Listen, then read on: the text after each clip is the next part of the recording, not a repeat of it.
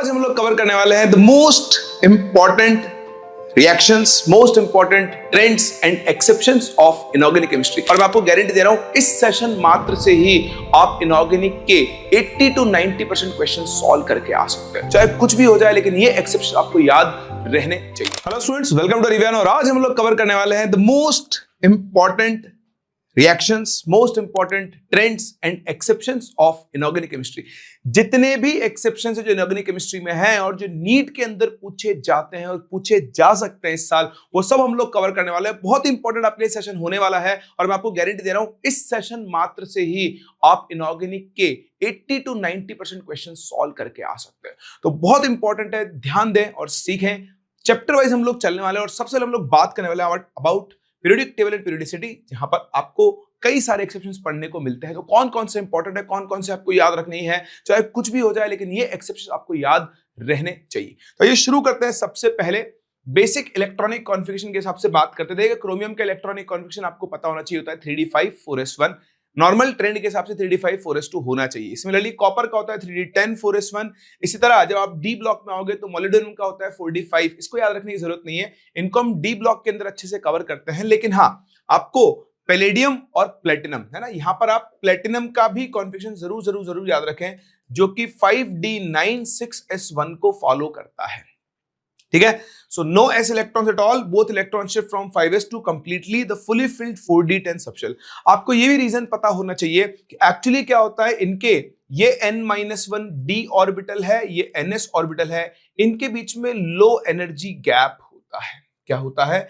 Low energy gap होता है। और इसीलिए जो आपके डी ब्लॉक एलिमेंट्स होते हैं वो वेरिएबल ऑक्सीडेशन स्टेट शो करते हैं। क्या शो करते हैं? वेरिएबल ऑक्सीडेशन स्टेट शो करते हैं। तो पहला इलेक्ट्रॉनिक कॉन्फ़िगरेशन है, रीजन आपके सामने आ गया है।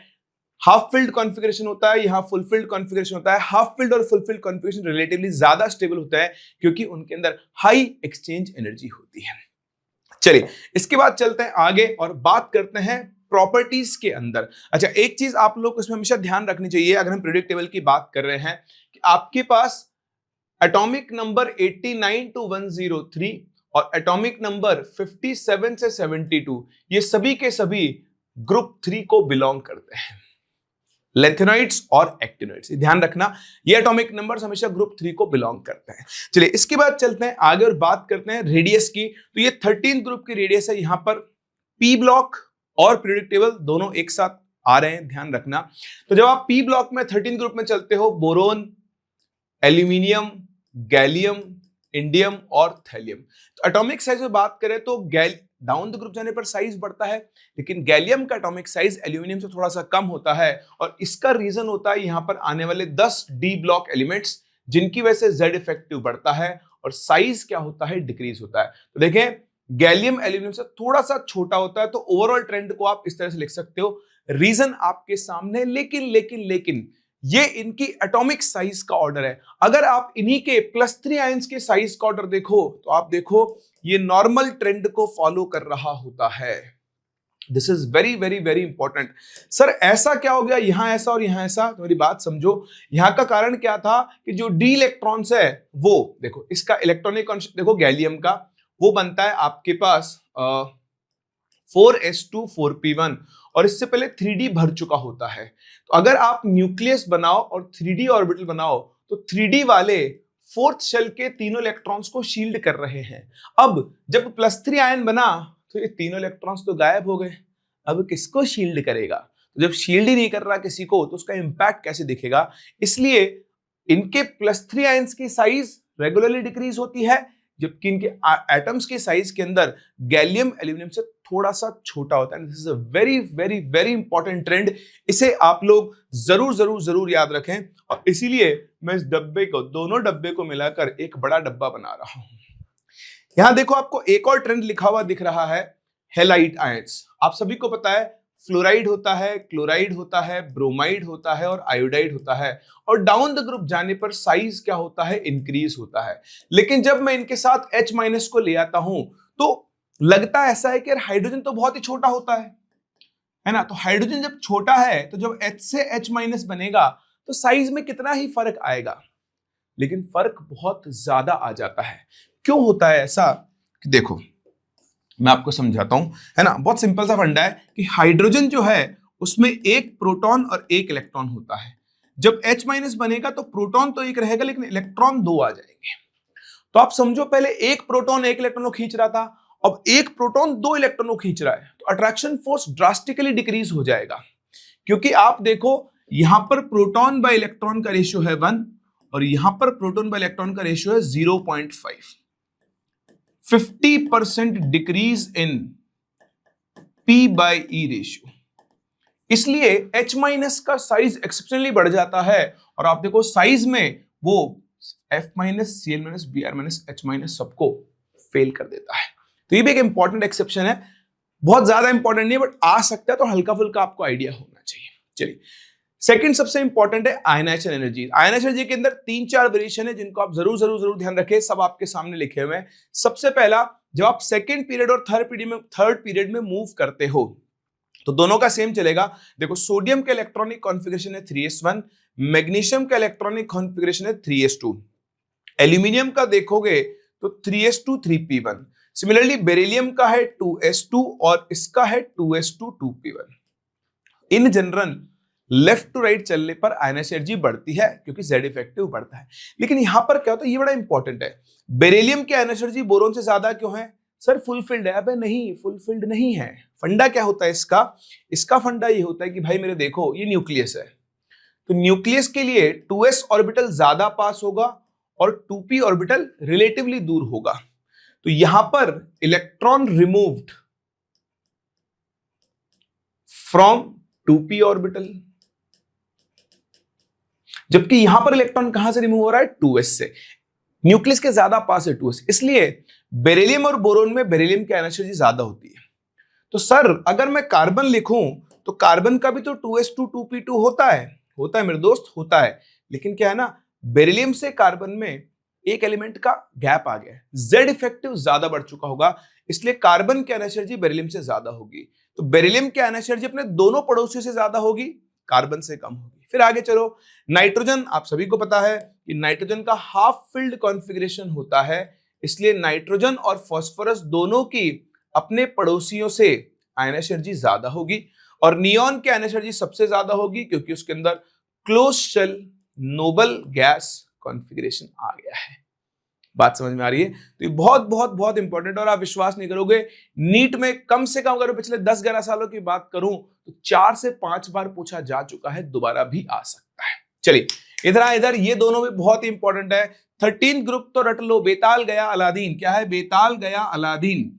यहां पर जब आप बोरोन, एल्यूमिनियम, गैलियम, इंडियम और थैलियम चलते हैं तो डाउन द ग्रुप जाने पर आयनाइजेशन एनर्जी वैसे कम होनी चाहिए। लेकिन जब आप एल्यूमिनियम से गैलियम आते हो तो यहां पर आता है डी ब्लॉक का जलवा, जिसे आप डी ब्लॉक कॉन्ट्रैक्शन बोलते हो, इसलिए गैलियम की आयनाइजेशन एनर्जी एल्यूमिनियम से ज्यादा होगी। और इन दोनों में काम करता है लैंथेनॉइड्स का जलवा जलवा जलवा जलवा। सही ना? म्यूजिक आ गया पूरा भाई, है ना? तो यहां काम करेगा लैंथेनॉइड्स का जलवा, मतलब लैंथेनॉइड कॉन्ट्रैक्शन, जिसकी वजह से इफेक्टिव न्यूक्लियर चार्ज बढ़ेगा। क्या होता है लैंथेनॉइड्स का जलवा? पुअर शील्डिंग होती है F इलेक्ट्रॉन्स की, उसकी वजह से Z इफेक्टिव बढ़ता है, और भैया Z इफेक्टिव बढ़ेगा तो आयनाइजेशन एनर्जी बढ़ेगी। इसलिए ऊपर नीचे होता ऑर्डर, थैलियम, इंडियम, गैलियम दोनों को बीट कर जाता है, गैलियम एल्यूमिनियम को बीट करता है, और आपका ये इंपॉर्टेंट ट्रेंड बनता है। दोनों इंपॉर्टेंट है। वहीं अगर आप कार्बन फैमिली में चलो, carbon, silicon, germanium, tin, lead, तो यहां डी ब्लॉक कॉन्ट्रैक्शन काम नहीं करता, डी ब्लॉक सिर्फ 13 ग्रुप पे ही काम करता है। लेकिन लैंथेनॉइड कॉन्ट्रैक्शन आगे तक काम करता है, तो यहां पर फिर से लैंथेनॉइड्स का जलवा होगा, इसलिए लेड की आयनाइजेशन एनर्जी टिन से ज्यादा हो जाएगी। तो 13 ग्रुप 14 ग्रुप आयनाइजेशन एनर्जी में अगर आप मुझसे पूछो तो ये सबसे इंपॉर्टेंट ट्रेंड है। और एक आपके सामने लिखा हुआ है कॉइनेज मेटल्स। कौन सी metals? Coinage metals, copper, silver, gold. तो गोल्ड की आयनाइजेशन सबसे ज्यादा है, ऑल्दो कॉपर, सिल्वर, गोल्ड होता है। बाकी जगह डाउन द ग्रुप जाने पर डी ब्लॉक के अंदर आयनाइजेशन एनर्जी बढ़ती है क्योंकि इफेक्टिव न्यूक्लियर चार्ज बढ़ता है। लेकिन इनके अंदर गोल्ड की आयनाइजेशन सबसे ज्यादा है, सेकंड नंबर पे कॉपर है, और लास्ट में क्या होता है? थर्ड। तो ये 4-5 ट्रेंड बोल दो इनको, आयनाइजेशन एनर्जी में पांचों ट्रेंड जरूर जरूर जरूर याद रखें। इसके अलावा बाकी में आप normal half filled configuration, full field configuration से आंसर्स दे सकते हैं। बात समझ में आ रही है? देख लो अच्छे से। सही, समझ में आ गया आप लोगों को? तो देखो वापस से वही एलिमेंट बाय एलिमेंट दिखा दिया है। बेरिलियम का बोरोन से ज्यादा होगा, फास्फोरस का सल्फर से, हाफ फील्ड कॉन्फ़िगरेशन, यहां इलेक्ट्रॉन 2s से निकलेगा। Nitrogen half field, arsenic antimony same आपके पास है ना, क्योंकि आर्सेनिक का हाफ फील्ड होगा इसलिए, तो इसमें कुछ याद रखने का नहीं है, वही रीजन है हाफ फील्ड वाला, तो इसको आप स्किप कर सकते हो। चलिए फिर आते हैं इलेक्ट्रॉन गेन एंथैल्पी पर। तो इलेक्ट्रॉन गेन एंथैल्पी के लिए आपको कुछ चीजों पे बहुत अच्छे से फोकस करना होगा। पहला तो आप ये ध्यान रखें कि दो टर्म होते हैं, एक तो होता है इलेक्ट्रॉन एफिनिटी और एक होता है इलेक्ट्रॉन गेन एंथैल्पी। इन दोनों के बीच में एक रिलेशन होता है, इलेक्ट्रॉन गेन एंथैल्पीज, या फिर आप ऐसा लिख लो रादर रिलेशन को, कि किसी भी एलिमेंट के लिए जो उसकी इलेक्ट्रॉन गेन एंथैल्पी होती है वो -EA प्लस 5/2 RT के इक्वल होती है। ये इनके बीच में रिलेशन है। ये पीरियोडिक टेबल में नहीं दिया हुआ, ये थर्मोकेमिस्ट्री के अंदर दिया हुआ है, इसलिए आपको याद रखना जरूरी है, ठीक है एनसीईआरटी के अंदर ये। दूसरी चीज आप ध्यान रखना कि डेल्टा HEG का मतलब क्या होता है, EG कुछ बोल दो, कि more negative value signifies higher tendency to gain electron। तो जितनी ज्यादा नेगेटिव वैल्यू होगी इलेक्ट्रॉन की एंथैल्पी की, उस एलिमेंट की इलेक्ट्रॉन लेने की टेंडेंसी क्या होगी, उतनी ही ज्यादा होगी। सही है। अब आप देखो ये वेरिएशंस हैं, तो पहला इंपॉर्टेंट वेरिएशन है हेलोजेंस का। अगर मैं हेलोजेंस के लिए आपको ओवरऑल ऑर्डर बताऊं डेल्टा HEG का, तो क्लोरीन की सबसे ज्यादा होती है, मोस्ट नेगेटिव क्लोरीन की होगी, सेकंड नंबर पर आता है फ्लोरीन, फिर आता है ब्रोमीन और फिर आता है आयोडीन। उसका सिंपल सा कारण यह है कि देखो क्लोरीन साइज में बड़ा होता है, फ्लोरीन साइज में छोटा होता है। तो फ्लोरीन के भी वैलेंस शेल में 7 इलेक्ट्रॉन्स हैं और क्लोरीन के वैलेंस शेल में भी क्या है, 7 इलेक्ट्रॉन्स हैं। अब जो आने वाला नया इलेक्ट्रॉन है, इनकमिंग इलेक्ट्रॉन, उसको यहां पर ज्यादा रिपल्शन फील होगा, इसलिए फ्लोरीन इलेक्ट्रॉन की लेने की इच्छा कम रखेगा। लेकिन हो क्या रहा है, एक इलेक्ट्रॉन लेते हैं, फ्लोरीन भी नोबल गैस कॉन्फ़िगरेशन में जा रहा है, क्लोरीन भी जा रहा है, तो इच्छा तो होगी लेकिन क्लोरीन से थोड़ी कम हो जाएगी, इसलिए क्लोरीन के इलेक्ट्रॉन की एंथैल्पी अपने करस्पॉन्डिंग एलिमेंट से कम हो जाती है। चलिए फिर यहां पर आए ऑक्सीजन की भी सल्फर से इवन। ऑक्सीजन फैमिली के अंदर अगर आप ओवरऑल ऑर्डर देखो तो ओवरऑल ऑर्डर क्या बनता है, यहां पर ऑक्सीजन अपने ग्रुप में सबसे पीछे चला जाता है, तो सल्फर, सेलेनियम, टेल्यूरियम और oxygen. Reason being oxygen size में छोटा है, सेम कंसेप्ट है। अभी फ्लोरीन का तो क्या हुआ था, एक इलेक्ट्रॉन लेकर वो नोबल गैस में चला गया था। ऑक्सीजन का इलेक्ट्रॉनिक कॉन्फ़िगरेशन है 2s2 2p4। एक इलेक्ट्रॉन लेने के बाद भी ना तो ये स्टेबल हुआ और दूसरा इसके ऊपर रिपल्शन भी बढ़ गया, इसलिए ऑक्सीजन की इलेक्ट्रॉन गेन एंथैल्पी अपने ग्रुप में सबसे कम हो जाती है। समझ में आ रहा है? एक तो आपको ध्यान रखना है, ये पूरा का पूरा ऑर्डर ध्यान रखना है। हेलोजेंस के केस में फ्लोरीन सेकंड नंबर पर आ जाता है और ऑक्सीजन। आपसे कोई पूछे पूरी पीरियोडिक टेबल में सबसे ज्यादा इलेक्ट्रॉन गेन एंथैल्पी किसकी होती है, तो होती है क्लोरीन की। ठीक है, नाइट्रोजन की पॉजिटिव इलेक्ट्रॉन गेन एंथैल्पी होती है नाइट्रोजन की और नोबल गैसेस की। क्यों? क्योंकि नाइट्रोजन का हाफ फील्ड कॉन्फ़िगरेशन है, वो इलेक्ट्रॉन लेना नहीं चाहता है, तो उसे इलेक्ट्रॉन जबरदस्ती देना पड़ता है। ठीक है, चलिए बेरिलियम एंड मैग्नीशियम है पॉजिटिव एज, क्योंकि बेरिलियम का भी 2s2 है, मैग्नीशियम का 3s2 है। इलेक्ट्रॉन जो आएगा तो वो 2p1 में जाकर ऐड होगा, तो ये दोनों भी इलेक्ट्रॉन लेना नहीं चाहते हैं। इसके अलावा नोबल गैसेस की इलेक्ट्रॉन की एंथैल्पी भी पॉजिटिव होती है। सारी कहानी का रीजन लिखा हुआ है। चलिए बहुत ही बढ़िया। अब ये देखें, ये सबसे काम की चीज, ये तो भाई साहब ये ध्यान रखना बहुत इंपॉर्टेंट है। पी ब्लॉक के अंदर हर थर्ड, अभी जो पीछे सिखाया वो ये सेम है, ये वाला ही है, सेम ही है। देखो ये थर्ड पीरियड का है, सेकंड पीरियड का। तो जनरल ट्रेंड भी है कि पी ब्लॉक के अंदर, कौन से ब्लॉक में, पी ब्लॉक में, अगर आप boron, carbon, nitrogen, oxygen, fluorine देखो, आप aluminium, silicon, phosphorus, sulphur, chlorine देखो, तो भैया एल्यूमिनियम की इलेक्ट्रॉन गेन एंथैल्पी बोरोन से ज्यादा होगी, सिलिकॉन की कार्बन से ज्यादा होगी, फास्फोरस की नाइट्रोजन से ज्यादा होगी। जहां नाइट्रोजन की इलेक्ट्रॉन गेन एंथैल्पी पॉजिटिव है, वहीं फास्फोरस की इलेक्ट्रॉन गेन एंथैल्पी नेगेटिव होती है। ऑल्दो दोनों का ही इलेक्ट्रॉनिक कॉन्फ़िगरेशन हाफ फिल्ड है, लेकिन फास्फोरस की इलेक्ट्रॉन की एंथैल्पी नाइट्रोजन से क्या होती है, ज्यादा। ये उसका रीजन है। वही सेम है, छोटा साइज होता है, आने वाले इलेक्ट्रॉन के ऊपर रिपल्शन क्या होगा, ज्यादा।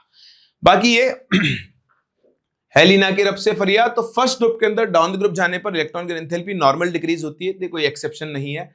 ये मैंने आपको बता दिया, ये आपकी नोबल गैसेस हैं। इनके अंदर भी आप देखोगे तो हीलियम की इलेक्ट्रॉन की एंथैल्पी सबसे कम है। क्यों है? क्योंकि हीलियम का भैया क्लोज शेल 1s कॉन्फ़िगरेशन है, 1s सब शेल न्यूक्लियस के सबसे ज्यादा पास होता है, अगला इलेक्ट्रॉन लेना ही नहीं चाहेगा।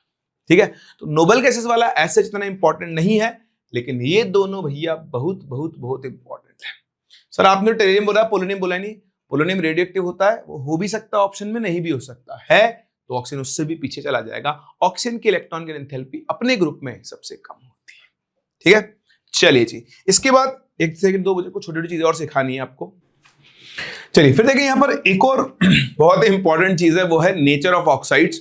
तो एसिडिक, बेसिक, न्यूट्रल और एम्फोटेरिक, इनसे क्वेश्चन आता जाता है। कॉलम मैचिंग क्वेश्चन बहुत बनते हैं, बहुत ही आसान होते हैं। देखो एसिडिक ऑक्साइड्स जनरली जो आपके नॉन मेटल्स होते हैं, उनके जो ऑक्साइड्स बनते हैं वो एसिडिक होते हैं। इनको पानी में डिसॉल्व करने पर एसिड बनता है, इसलिए इनको एसिडिक ऑक्साइड्स बोलते हैं। तो non metallic oxides in higher oxygen state जैसे CO2, SO2, SO3, SiO2, NO2, ये सब आपके एसिडिक ऑक्साइड्स हैं। कुछ metals generally D block metals, जिनके अंदर एलिमेंट अपनी हायर ऑक्सीजन स्टेट में या हाईएस्ट ऑक्सीजन स्टेट में होता है, वो एसिडिक नेचर शो करते हैं। जैसे CrO3 यहाँ पे क्रोमियम +6 में एसिडिक है, CrO5, Mn2O7 जहां पर Mn+7 ऑक्सीजन स्टेट में। ऑल्दो ये मेटालिक ऑक्साइड्स हैं, लेकिन फिर भी नेचर में कैसे होते हैं, एसिडिक होते हैं, क्योंकि जैसे जैसे पॉजिटिव ऑक्सीडेशन स्टेट बढ़ता है, इलेक्ट्रोनेगेटिविटी बढ़ती है। सेकंड कैटेगरी आती है बेसिक ऑक्साइड्स की। तो जो मेटालिक ऑक्साइड्स होते हैं वो नेचर में बेसिक होते हैं, और जैसे जैसे मेटालिक कैरेक्टर बढ़ता है, बेसिक कैरेक्टर भी बढ़ता है। एग्जांपल आपके पास alkali metals, alkaline earth metals. ठीक है, थर्ड आते हैं न्यूट्रल ऑक्साइड। तो 3 एग्जांपल रट लें, CO, NO, N2O, तीनों के तीनों कैसे होते हैं, न्यूट्रल ऑक्साइड्स होते हैं, ना एसिड से रिएक्ट करते हैं ना बेस से रिएक्ट करते हैं। और उसकी बात है सबसे important, most important, amphoteric oxides. इसके लिए एक ट्रिक है, जनाबे आली संग पंजाबी। तो जनाबे आली में आ गया जिंक, कलर चेंज कर देता हूं, जिंक और बेरिलियम। आली मतलब एल्यूमिनियम, संग मतलब टिन, और पंजाबी मतलब PB। भाई साहब इन पांचों के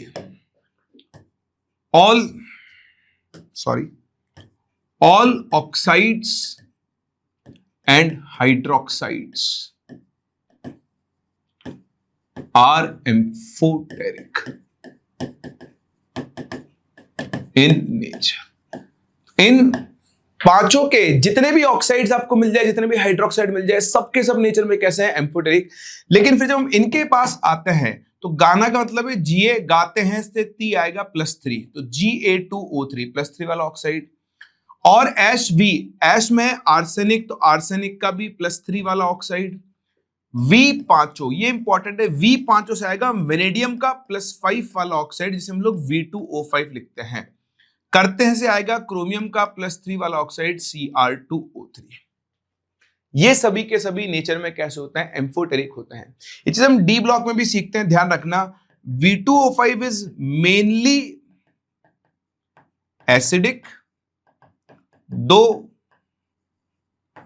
एम्फोटेरिक। ठीक है, V2O5 is mainly acidic, 2 amphoteric. का मतलब क्या है कि V2O5 को अगर चॉइस दी जाए कि मतलब एसिड से रिएक्ट करेगा या बेस से, तो बोलेगा मैं बेस से रिएक्ट करूंगा। मेनली एसिडिक है, लेकिन आप बोलोगे बेस तो है ही नहीं, तो बोलेगा कोई बात नहीं, मैं एसिड से भी रिएक्ट कर लूंगा क्योंकि मैं एम्फोटेरिक भी हूं। तो प्राइमरी कैरेक्टर एसिड की तरह बिहेव करने का है, लेकिन अगर जरूरत पड़े तो ये एम्फोटेरिक की तरह भी बिहेव कर सकता है। तो ये जरूर जरूर जरूर याद रखें, इंपॉर्टेंट, इनसे बहुत क्वेश्चंस पूछे गए हैं और पूछा जाएगा। चलिए मूव करते हैं अपने अगले चैप्टर के ऊपर। इसका नाम है केमिकल बॉन्डिंग। केमिकल बॉन्डिंग में कोई बहुत ज्यादा आपको एक्सेप्शंस नहीं मिलेंगे, लेकिन चैप्टर ही उतना ही इंपॉर्टेंट है। यहां पर आप VACP-RT और हाइब्रिडेशन से शेप निकालने का पार्ट इंपॉर्टेंट है। MOT मॉलिक्यूलर ऑर्बिटल थ्योरी बहुत बहुत बहुत इंपॉर्टेंट है, तो उस पर आप लोग ध्यान रखना। आइए देखते हैं। तो ये बॉन्ड एंगल्स के एक्सेप्शन है। एक्सेप्शन नहीं आप जानते हो, H2 में ऑक्सीजन के पास 2 लोन पेयर होता है, तो लोन पेयर रिपल्शन की वजह से बॉन्ड एंगल डिक्रीज होता है और वो 104.5 डिग्री बन जाता है। सिमिलरली NH3 में 1 लोन पेयर है, लोन पेयर रिपल्शन की वजह से बॉन्ड एंगल डिक्रीज होता है। NF3 में बॉन्ड एंगल NH3 से भी कम हो जाता है। इसका सिंपल सा रीजन है कि N के पास जो लोन पेयर है फ्लोरीन है, फ्लोरीन बीइंग ज्यादा मोर इलेक्ट्रोनेगेटिव, इलेक्ट्रॉन्स को अपनी तरफ पुल करेगा, तो NF3 में रिपल्शन और ज्यादा होगा, NH3 के कंपैरिजन में इसका बॉन्ड एंगल और कम हो जाता है, और ये नीट में पूछा जा चुका है। PH3 ASH3 इनके बॉन्ड एंगल देखो, ये है NH3 वाले ग्रुप के, तो अगर मैं 15 ग्रुप में बॉन्ड एंगल्स का ऑर्डर देखूं तो डाउन द ग्रुप जाने पर बॉन्ड एंगल ऐसे डिक्रीज होते हैं।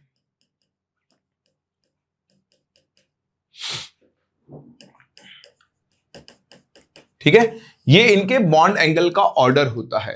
और इसमें सबसे खास बात क्या है, लिख दू बॉन्ड एंगल। सबसे खास बात क्या है, इन सबके bond angles are close to 90 degree. इसका 92 डिग्री 93 डिग्री लिखा हुआ है, ASH3 का 91 डिग्री, इन दोनों का 90 डिग्री 90 डिग्री होता है। इसका रीजन होता है कि इनके अंदर हाइब्रिडेशन नहीं होता, sp मिक्सिंग। ठीक है, इनमें प्योर p ऑर्बिटल्स काम में आते हैं, इसलिए इनका बॉन्ड एंगल पहली बात तो डाउन द ग्रुप जाने पर डिक्रीज होता है। जहां NH3 का बॉन्ड एंगल 107 डिग्री के आसपास है, बाकी सबका bond angle close to 90 degree होता है, और इसी चीज को हम लोग यहां पर एक्सप्लेन कर रहे हैं। ठीक है, चलिए जी, इसके बाद चलते हैं आगे। ये सब आप देख लो, इनमें कुछ भी याद करने का नहीं है, शेप्स और हाइब्रिडेशन में सब कुछ सीखा हुआ है। BeCl2 BF3 BCl3 सबके इनकम्प्लीट ऑक्टेट है, लुईस एसिड की तरह काम करते हैं। इन सब के एक्सपेंडेड ऑक्टेट है ना। एक्सपेंडेड ऑक्टेट इसका मतलब नहीं कि लुईस बेस की तरह काम करेंगे, बस एक्सपेंडेड ऑक्टेट है, लुईस ऑक्टेट रूल को फॉलो नहीं करते हैं। शेप्स हैं, ये इंपॉर्टेंट है, इसे आप जरूर ध्यान रखना।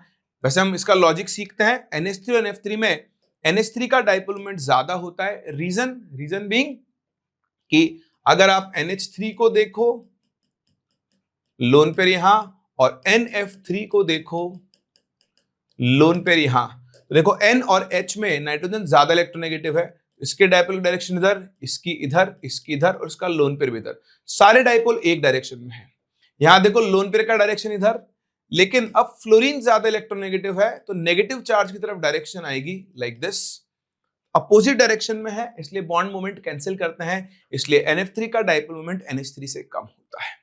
इसका रीजन भी लिखा हुआ है। ठीक है, आराम से देख लो, आराम से, कोई दिक्कत नहीं है। चलिए फिर इसके बाद देखें बॉन्ड स्ट्रेंथ का, बहुत ही इंपॉर्टेंट है, आप ध्यान रखना। आपके पास 3 तरह के बॉन्ड होते हैं, सिग्मा, डेल्टा और पाई। तो जो आपका सिग्मा बॉन्ड होता है वो सबसे स्ट्रांग होता है, सेकंड नंबर पर डेल्टा आता है, और थर्ड नंबर पर क्या होता है आपका पाई बॉन्ड होता है। क्योंकि सिग्मा बॉन्ड के अंदर क्या होता है ना, बेसिकली हेड ऑन ओवरलैपिंग से बनता है, तो न्यूक्लियस के बीच में इलेक्ट्रॉन क्लाउड रहते हैं, तो रिपल्शन कम होता है। रिपल्शन कम होने की वजह से बॉन्ड की स्ट्रेंथ क्या होती है, ज्यादा, एक्सटेंट ऑफ ओवरलैपिंग भी अच्छा होता है। ये हम लोग एमओटी में पढ़ेंगे तो इसको याद रखने की जरूरत नहीं है। ये आप ध्यान रखें, डाइपोल मोमेंट के कुछ इंपॉर्टेंट ट्रेंड्स हैं। यहां पे आप देखो CH3Cl 1 क्लोरीन 2 क्लोरीन 3 क्लोरीन, और अगर CCl4 लगा दो तो उसका म्यू 0 होता है। तो जैसे जैसे इन एल्काइल हैलाइड्स के अंदर नंबर ऑफ क्लोरीन एटम्स बढ़ते जाएंगे, वैसे वैसे क्या होता है, डाइपोल मोमेंट कम होता जाता है। ये एक बहुत ही इंपॉर्टेंट ट्रेंड है, इसे आप जरूर ध्यान रखना। ये आप ऑर्गेनिक केमिस्ट्री में पढ़ते हो। यहां पर क्या है, क्लोरीन और फ्लोरीन, कार्बन फ्लोरीन और कार्बन क्लोरीन। क्लोरीन के केस में देखो डाइपोल मोमेंट का फॉर्मूला होता है mode of Q into D।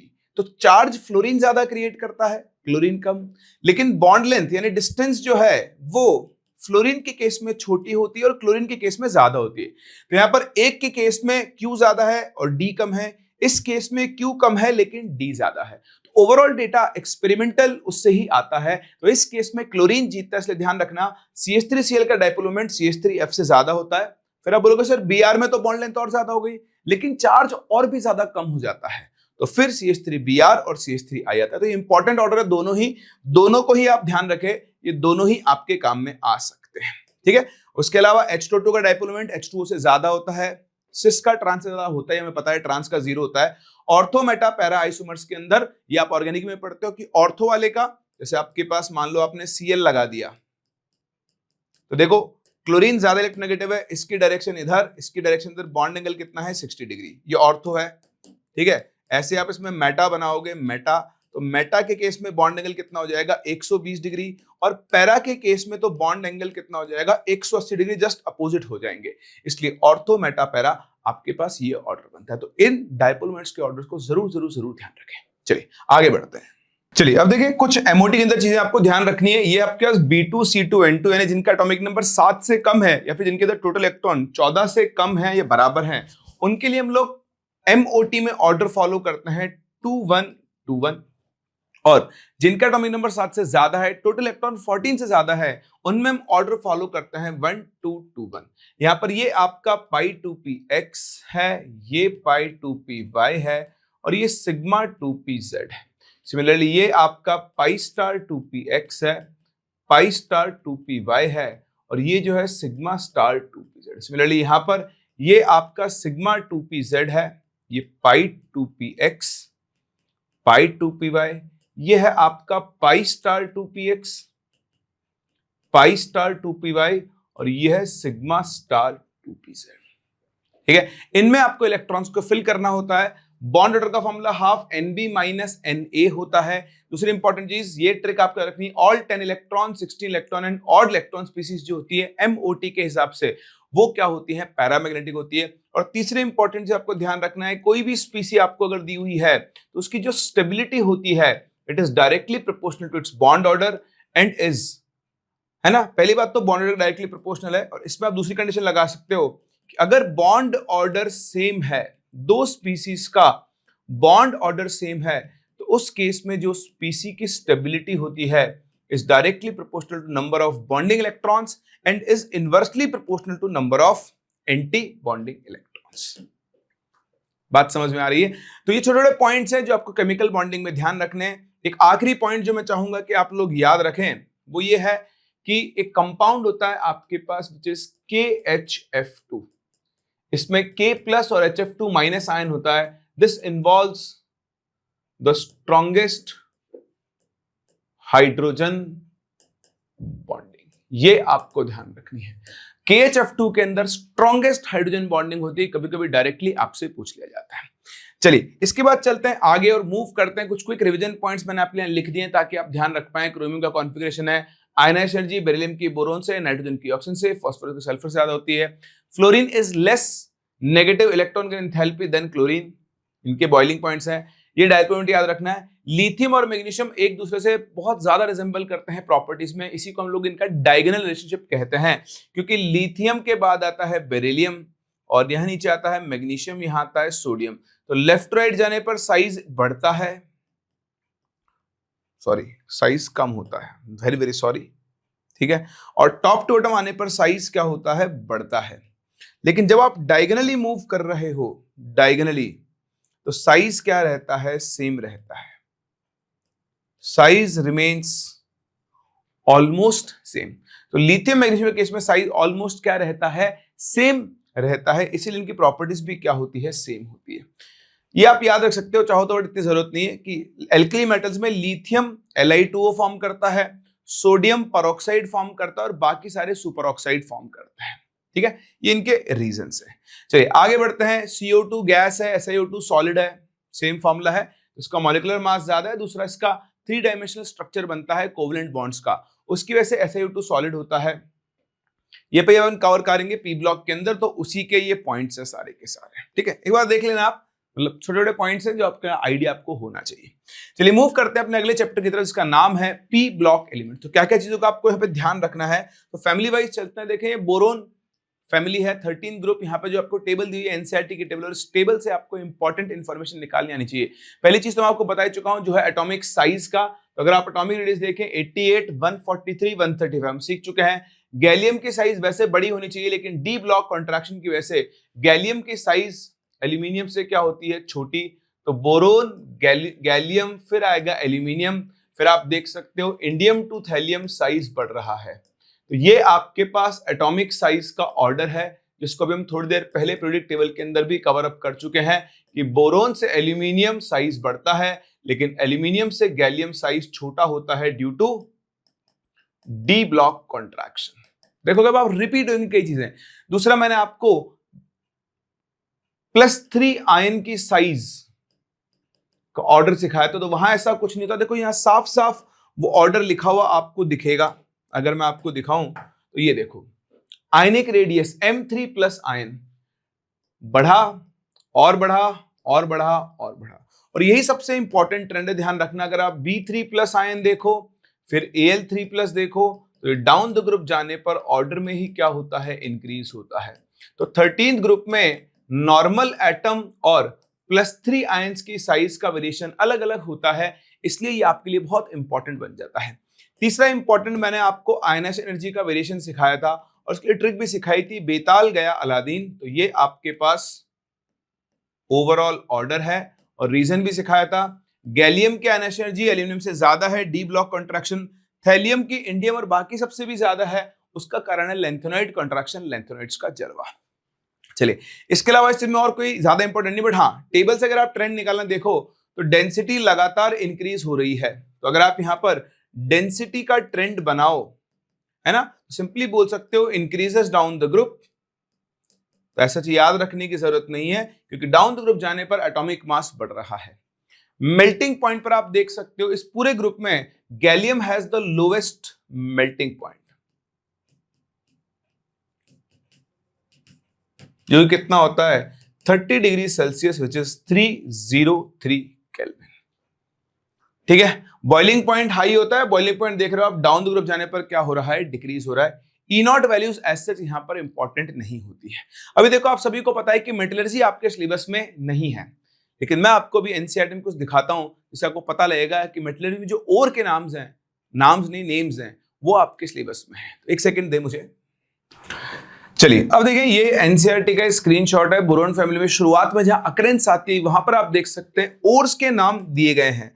तो ये ओर्स के नाम आपके सिलेबस में है और आपसे डायरेक्टली पूछे जा सकते हैं। ये देखो, बॉक्साइट का नाम दिया हुआ है, क्रायोलाइट दिया हुआ है। तो हर फैमिली के लिए आपको ओर्स के नाम दिए हुए हैं। तो अभी मैं बेसिकली आपको 13th group and 14th group की जो मेन ओर्स हैं उनके नाम यहां पर लिखवा रहा हूं, ये ध्यान दें। तो देखो, बोरॉन जो है वो एक तो बोरेक्स की फॉर्म में मिलता है, इसको हम बोरेक्स बोलते हैं। इसको हम टिंकल और सुहागा के नाम से भी जानते हैं। उसका फॉर्मूला होता है Na2B4O7.10H2O।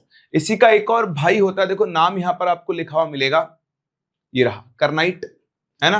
तो ये दोनों नाम जरूर याद रखें। कर्नाइट और बोरेक्स के फॉर्मूले में जो वाटर ऑफ क्रिस्टलाइजेशन है उसका फर्क है, यहां पर .4H2O आता है।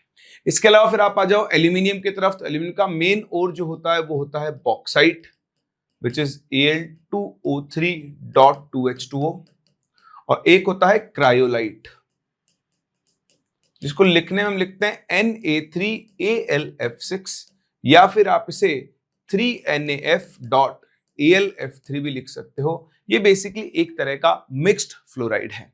क्रायोलाइट के बाद आप आ जाओ, देखो बोरोन, एल्यूमिनियम, गैलियम है। तो गैलियम आपके पास उसकी और नहीं है, तो अपने को लिखना है, जो अपने को दी उनकी बात करते हैं। कार्बन फैमिली में आप कार्बन सिलिकॉन को छोड़ दो, कार्बन सिलिकॉन जर्मेनियम। तो टिन की एक और होती है, हम लोग टिन स्टोन या फिर कैसेटराइट के नाम से जानते हैं। किसके नाम से जानते हैं? कैसेटराइट के नाम से, जो कि होती है SnO2। और इसी तरह लेड की एक और होती है, उसे हम बोलते हैं गैलेना, विच इज PbS। ये आप एनसीईआरटी को छान लेना, आपको मिल जाएंगे, जैसे यहां लिखा हुआ बिल्कुल ऐसे कैसे मिलती हैं। तो ये इंपॉर्टेंट है। ये सारी ओर्स पहले आप मेटलर्जी में पढ़ा करते थे, अब मेटलर्जी सिलेबस में नहीं है, तो स्टूडेंट्स ओर के बारे में नहीं पढ़ते हैं। बट ये ध्यान रखें, ओर्स के नाम आपको एनसीईआरटी में दिए हुए हैं और आपको इनको जरूर जरूर जरूर याद रखना चाहिए। चलिए जी, इसके बाद चलते हैं यहां से और आगे और बात करते हैं कंपाउंड बोरेक्स की। तो बोरेक्स के बारे में आपको कुछ चीजें पता होनी चाहिए। बोरेक्स, जिसका नाम टिंकल और सुहागा भी है, ये इसका फॉर्मूला होता है, लेकिन इसकी जो एक्चुअल स्ट्रक्चर होती है उसमें आप क्या करोगे, इसे बोरोन एटम बनाओ 4। ठीक है, ध्यान रखना, बोरेक्स के स्ट्रक्चर में 4 बोरोन में से 2 बोरोन ट्राइवेलेंट होते हैं और 2 बोरोन टेट्रावेलेंट होते हैं, यानी 2 बोरोन 3 बॉन्ड बनाते हैं और 2 बोरोन 4 बॉन्ड बनाते हैं। तो पहले आप इन सभी बोरोन को एक एक ऑक्सीजन से जोड़ दो, लाइक दिस। ठीक है, फिर इन सबके साथ एक एक OH भी चिपका दो। इसको थोड़ा अरेंज ठीक से कर देते हैं बॉन्ड को, लाइक दिस। फिर इन सबके साथ एक एक OH ग्रुप भी चिपका दो। चिपका दिया। अब देखो, सभी बोरोन ट्राइवेलेंट हो गए, कोई भी 2 बोरोन को टेट्रावेलेंट बना दो, बीच में एक ऑक्सीजन लगा के। जो बोरोन 4 बॉन्ड बना रहा है उस पर नेगेटिव चार्ज आता है हमेशा। तो इस तरह से इस मॉलिक्यूल की स्ट्रक्चर बन गई B4O5OH होल 4 2-। इस -2 को बैलेंस करने के लिए हमारे पास 2Na प्लस है। अभी आप देखो टोटल 20 हाइड्रोजन थे, 4 यहां काम में के बच गए 16, तो 16 के लिए .8H2। तो ये बोरेक्स का एक्चुअल कॉम्पोजिशन है, ये आपको ध्यान रखना चाहिए। यहां पर आपसे नंबर ऑफ बीओबी बॉन्ड पूछ सकता है, कितने होंगे, कितने ब्रिज वाले बॉन्ड होंगे। जो बोरोन यहां पर टेट्रावेलेंट है वो sp3 हाइब्रिडाइज्ड होंगे, और जो बोरोन एटम यहां पर ट्राइवेलेंट है वो आपके sp2 हाइब्रिडाइज्ड होंगे। ठीक है। दूसरा, ये आपका क्वालिटेटिव एनालिसिस यानी सॉल्ट एनालिसिस में भी आप लोग सीखते हो। बोरेक्स को अगर हम हीट करें, बोरेक्स बीट टेस्ट हम इसे कहते हैं, तो B4O7.10H2O, इसको हीट करने पर सबसे पहले इसका वाटर ऑफ क्रिस्टलाइजेशन लूज होता है, और उसके बाद अगर आप फर्दर हीट करते हो तो एक मिक्सचर बनाता है NaBO2 2NaBO2 प्लस B2O3 का। ये एक ग्लासी ट्रांसपेरेंट मास होता है, और इसे हम लोग बोरेक्स बीड के नाम से जानते हैं। तो बोरेक्स बीड का कंपोजिशन आपको जरूर जरूर जरूर याद रखना चाहिए। आगे बात समझ में? चलिए, बहुत ही बढ़िया। आगे चलते हैं। कार्बन फैमिली में किन किन ट्रेंड्स पे आपको ध्यान देना है? तो कार्बन फैमिली में एटॉमिक साइज में नॉर्मल ट्रेंड होता है, देखो 7, 18, 22, 140, 146 लगातार बढ़ रही है। तो जैसे बोरोन फैमिली में साइज में इररेगुलर ट्रेंड आया था, कार्बन फैमिली में नहीं आता है, लेकिन यहाँ आयनाइज एनर्जी में आता है। ये मैं आपको पहले बता चुका हूं कि अगर आप 14 ग्रुप के लिए आयनाइज एनर्जी का ऑर्डर देखो तो ionise energy down the group जाने पर कम होती है, तो कार्बन, सिलिकॉन, जर्मेनियम, लेकिन लेड की आयनाइज एनर्जी टिन से ज्यादा होगी, और उसका कारण होता है लैंथेनॉइड्स का जलवा। तो आप देख सकते हो आयनाइज एनर्जी कम हुई कम हुई कम हुई, लेकिन लेड की आयनाइज एनर्जी टिन से क्या है, ज्यादा है। सही है। बाकी इनमें से कुछ है नहीं। कार्बन का मेल्टिंग पॉइंट यहां पर हाईएस्ट होगा, क्योंकि कार्बन ग्रेफाइट, फुलरिन और डायमंड की फॉर्म में 3 डायमेंशनल नेटवर्क बनाता है, जिसकी वजह से इसका मेल्टिंग पॉइंट, बॉइलिंग पॉइंट बहुत हाई होता है। दूसरा, कार्बन की अपने ग्रुप में हाईएस्ट कैटिनेशन टेंडेंसी होती है। एक चीज ध्यान रखना, पी ब्लॉक के अंदर हर जगह वैलिड है कि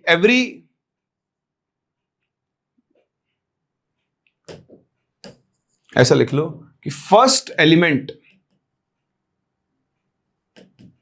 ऑफ ग्रुप बिहेव्स डिफरेंटली, जिसे हम एनामोलस बिहेवियर बोलते हैं, then other members of the group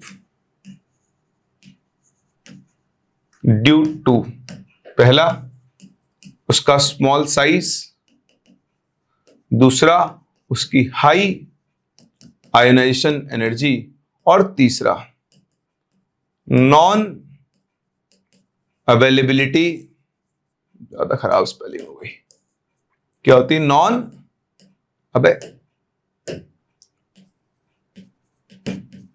availability of vacant D orbital. Second period वाले एलिमेंट्स के पास वेकेंट डी ऑर्बिटल्स नहीं होते हैं, इसलिए ये अपनी कोवेलेंसी को एक्सपैंड नहीं कर सकते। इसीलिए बोलते हैं कि SiCl4 का हाइड्रोलिसिस होता है, लेकिन CCl4 का हाइड्रोलिसिस नहीं होता है, क्योंकि कार्बन के पास वेकेंट डी ऑर्बिटल्स नहीं होते हैं।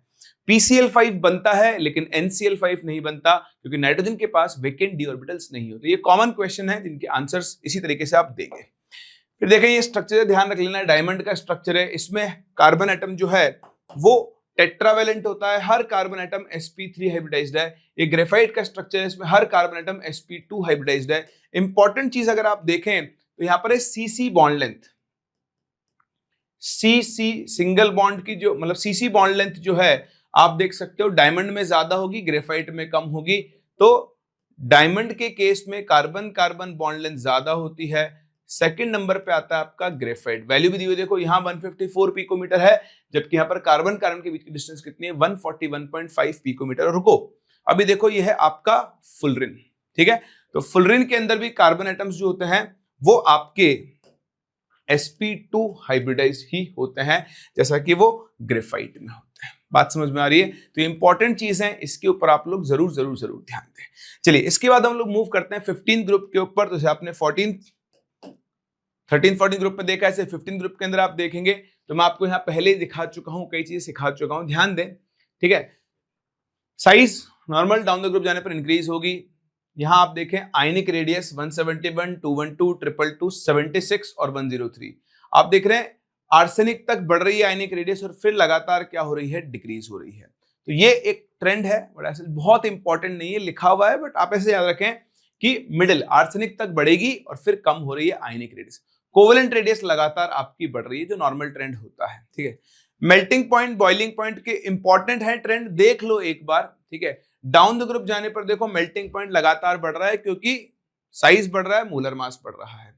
बॉइलिंग पॉइंट अगर आप देखोगे तो ध्यान से देखो, ये भी लगातार नीचे आने पर क्या हो रहा है, बढ़ रहा है। तो ऐसे ट्रेंड याद रखने की जरूरत नहीं है, लेकिन हाँ अगर आप मेल्टिंग पॉइंट के ऊपर फोकस करें, एक चीज आपको दिखेगी, एंटीमनी तक बढ़ रहा है और बिस्मथ का मेल्टिंग पॉइंट रिलेटिवली क्या हो गया, कम। तो एक जगह आपको ध्यान रखना है कि ये आई थिंक गलत लिखने में आ गया यहां पर ट्रेंड, नाइट्रोजन, फास्फोरस, आर्सेनिक बढ़ रहा है ना, एंटीमनी पीछे, एंटीमनी बढ़ रहा है और बिस्मथ पीछे आएगा। तो ये ऑर्डर ऐसा होना चाहिए, ऐसा, ये करेक्शन कर लेना, ठीक है। ये गलत लिख दिया हमारे ऑपरेटर भाई साहब ने, तो ये जो है आप साइन यहां पर ऐसा लगा देना बस। इस वाले को हम लोग कवर कर लेते हैं, ये गलत बना दिया है इन्होंने, तो मैं इसको गायब कर देता हूं ताकि इसका कोई वो ही ना रहे, ठीक है। और सेम इस तरह बॉइलिंग पॉइंट का ऑर्डर, नाइट्रोजन का बॉइलिंग पॉइंट सबसे कम है, फिर बढ़ा, फिर 1860 बढ़ा और फिर कम हो गया। तो देखो सेम ट्रेंड मेल्टिंग पॉइंट और बॉइलिंग पॉइंट में है। एनसीईआरटी के टेबल में दिया है, ये आपसे पूछा सकता है। टेबल्स बहुत इंपॉर्टेंट होती हैं, इनसे ये ऊट पटांग ट्रेंड्स भी आपसे पूछे जा सकते हैं। चलिए फिर देखिए, ऐसे ही यहां पर आगे बढ़ते हैं। ये 2 पॉइंट बड़े इंपॉर्टेंट, ध्यान रखना। N2 बनता है लेकिन P2 नहीं बनता। क्यों नहीं बनता? कि N2 में नाइट्रोजन में ट्रिपल बॉन्ड बनता है। अब इस ट्रिपल बॉन्ड में क्या होता है, इस नाइट्रोजन का 2p ऑर्बिटल इसका 2p ऑर्बिटल पाई बॉन्ड बनाता है, तो ओवरलैपिंग जो होती है ना वो अच्छी होती है। जबकि इस P2 के अंदर जब P और P में हम अगर ट्रिपल बॉन्ड बनाने की कोशिश करें तो इसका 3p ऑर्बिटल और इसका 3p ऑर्बिटल, है ना, बॉन्ड लेंथ ज्यादा है, इफेक्टिव इनइफेक्टिव ओवरलैपिंग होती है। रादर आप ऐसा बोल सकते हो, क्या होती है, इनइफेक्टिव ओवरलैपिंग की वजह से P2 फॉर्म नहीं होता है। लेकिन P4 बनता है, N4 नहीं बनता। P4 इसलिए बनता है कि सिंगल PP बॉन्ड स्ट्रॉन्गर होता है, सिंगल NN बॉन्ड जो होता है वो एक तो छोटा है, दूसरा lone pair repulsion, lone pair यहां पर भी है लेकिन बॉन्ड लेंथ ज्यादा होने की वजह से रिपल्शन क्या होता है, कम। तो यहां पर एंगल स्ट्रेन जो होता है वो बहुत ज्यादा होता है, इसलिए ध्यान रखना P4 बनता है, N4 नहीं बनता है। ये सब उसके कारण है, ठीक है। However the NN single bond is weaker then single PP bond. ये छोटा बॉन्ड लेंथ है, लोन पेयर प्रेजेंट है, रिपल्शन क्या होता है, ज्यादा, और इसी वजह से N4 नहीं बनता है, क्योंकि यहां पर NN का इस तरह से सिंगल बॉन्ड बनेगा, ये ऐसे कनेक्टेड होता है, तो एंगल स्ट्रेन बहुत हाई होगा। ये देखिए बहुत इंपॉर्टेंट पॉइंट है। In case of nitrogen all oxygen states from +1 to +4 tend to disproportionate in acidic solution. Basically आपको ध्यान रखना है कि जो आपका HNO2 है, जिसको हम लोग नाइट्रस एसिड के नाम से जानते हैं, ये रिएक्शन इंपॉर्टेंट है, ये डिस्प्रपोर्शनेट होता है forming HNO3 plus NO। Balance तो आप करते रहना, बट यहां नाइट्रोजन कौन सी स्टेट में है, +3 से +5 भी गया और +2 भी गया। तो इस तरह से ये क्या होता है, डिस्प्रपोर्शनेट होता है। बात समझ में आ रही है? चलिए आगे बढ़ते हैं। ये देखिए सबसे important 15th group, 16th group और 17th ग्रुप के हाइड्राइड्स के melting point, boiling point, acidic character, reducing character, ठीक है। तो देखें मेल्टिंग पॉइंट का ऑर्डर आप देख सकते हो, NH3, PH3, ASS3, SBH3। सबसे ज्यादा NH3, क्योंकि NH3 के अंदर क्या होती है, हाइड्रोजन बॉन्डिंग। इन तीनों में हाइड्रोजन बॉन्डिंग, इन चारों में बोल दो रादर, हाइड्रोजन बॉन्डिंग नहीं होती है। तो ऑब्वियसली जहां पर हाइड्रोजन बॉन्डिंग होगी वहां पर अट्रैक्शन फोर्स क्या होगा, ज्यादा, और अट्रैक्शन फोर्स ज्यादा होने की वजह से NH3 का मेल्टिंग पॉइंट अपने ग्रुप में क्या होगा, सबसे ज्यादा होगा। इसके बाद इन सब के अंदर काम करते हैं van der Waals forces. Same concept boiling point पर भी लगेगा। NH3 के केस में क्या है, हाइड्रोजन बॉन्डिंग है, तो उसका बॉइलिंग पॉइंट सबसे ज्यादा होना चाहिए, लेकिन होता नहीं है। बॉइलिंग पॉइंट में वेरिएशन देखोगे तो दिख रहा है आपको NH3 बीच में आ गया। ऐसा क्यों होता है? क्योंकि देखो बॉइलिंग की बात करें तो हम लिक्विड अमोनिया की बात कर रहे हैं। लिक्विड अमोनिया में एक प्रोसेस होता है जिसे हम लोग नाइट्रोजन फ्लिपिंग बोलते हैं। देखो अमोनिया की जो स्ट्रक्चर है, शेप है, वो होती है पिरामिडल। तो जो लोन पेयर है अभी पिरामिड के ऊपर की तरफ है, ये नाइट्रोजन फ्लिप करके नीचे आ जाता है लाइक दिस, इन्वर्ट हो जाता है लोन पेयर। तो इस चीज को हम बोलते हैं नाइट्रोजन फ्लिपिंग। क्या बोलते हैं? नाइट्रोजन फ्लिपिंग बोलते हैं। और इस नाइट्रोजन फ्लिपिंग की वजह से इसकी जो हाइड्रोजन बॉन्ड है उसका जो एक्सटेंट है वो डिक्रीज होता है। इसलिए आप ध्यान रखना, बॉइलिंग पॉइंट के केस में अमोनिया जो है वो बीच में आ जाता है। मतलब BiH3 का बॉइलिंग पॉइंट सबसे ज्यादा, फिर SPH3, फिर NH3, फिर ESH3, फिर PH3। ये एक इंपॉर्टेंट एक्सेप्शनल वेरिएशन है जो आपको जरूर जरूर जरूर ध्यान रखना चाहिए, पूछा जा सकता है। फिर है बॉन्ड एंगल। तो बॉन्ड एंगल आपको साफ साफ दिख रहा है, मैं पहले बता चुका हूं। बॉन्डिंग में भी NH3 के अंदर sp3 हाइब्रिडेशन होता है, इसलिए इसका बॉन्ड एंगल हाईएस्ट होगा। डाउन द ग्रुप जाने पर बॉन्ड एंगल डिक्रीज होता है, और इन सबके बॉन्ड एंगल देखो क्लोज टू 90 डिग्री होता है। 93.6, 91.8, 91.3। सही है। चौथी चीज आपको दिख रही है डिसोसिएशन एंथैल्पी। तो डाउन द ग्रुप जाने पर बॉन्ड का लेंथ बढ़ रहा है, बॉन्ड लेंथ बढ़ रहा है, तो बॉन्ड को तोड़ने की एनर्जी क्या हो रही है? कम होती जा रही है। तो आप देखें इनके अंदर एक और चीज चलती है, वो इससे निकाल सकते हो, वो होगा इनका रिड्यूसिंग कैरेक्टर। ये बाकी ग्रुप्स में भी आपके काम में आएगा। तो रिड्यूसिंग कैरेक्टर की आप बात करें तो जो हाइड्रोजन जल्दी रिलीज करेगा, जल्दी रिलीज करेगा, वो अच्छा रिड्यूसिंग एजेंट होगा। सिंपल सी बात है। तो देखो इनमें सबसे जल्दी हाइड्रोजन कौन रिलीज करेगा? जिसका बॉन्ड सबसे जल्दी ब्रेक होगा, तो BiH3 सबसे आगे होगा उसमें। फिर आपके पास कौन आएगा? SPH3। फिर कौन आएगा? ESH3। फिर कौन आएगा? PH3। और सबसे पीछे कौन होगा? NH3। ठीक है। तो ये सारे कैरेक्टर्स आपको कंपेयर करने आने चाहिए, इंपॉर्टेंट है। चलिए जी, इसके बाद चलते हैं यहां से आगे। यह है फास्फोरस के कुछ ऑक्सी एसिड्स जिनकी स्ट्रक्चर पता आपको होनी चाहिए, और इसी के साथ साथ ये एक रिएक्शन, ये बहुत इंपॉर्टेंट और एनटीए की फेवरेट रिएक्शन है। फास्फोरस बेसिक मीडियम में डिस्प्रपोर्शनेट होता है, ये एक डिस्प्रपोर्शनेशन रिएक्शन है।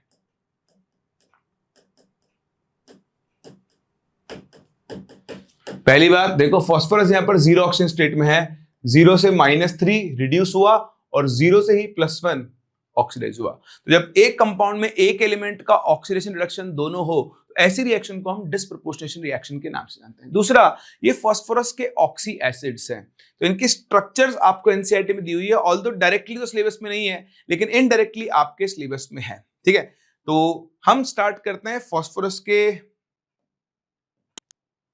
एक सेकंड में इसके अंदर एक पेज ऐड कर दूं, फिर करते हैं इसको। चलिए, तो देखिए आप, फास्फोरस जो होता है वो पेंटावेलेंट होता है, यानी आराम से आपके 5 बॉन्ड्स बनाएगा। ठीक है, इसके 3 मेन एसिड कौन कौन होते हैं? एक तो होता है H3PO2, एक है आपका H3PO3, और एक है H3PO4। अगर आप देखें यहां पर फास्फोरस, यहां चलते हैं, यहां फास्फोरस +5 ऑक्सीजन स्टेट में है, यहां फास्फोरस +3 में है, और यहां फास्फोरस +1 ऑक्सीडेशन स्टेट में है। तो कभी भी आपको फास्फोरस के किसी भी ऑक्सी एसिड की स्ट्रक्चर बनानी है तो कुछ भी नहीं करो, सबसे पहला काम कर दो, हर एक के केस में आपको फास्फोरस के साथ डबल बॉन्डेड ऑक्सीजन तो बनाना ही बनाना है।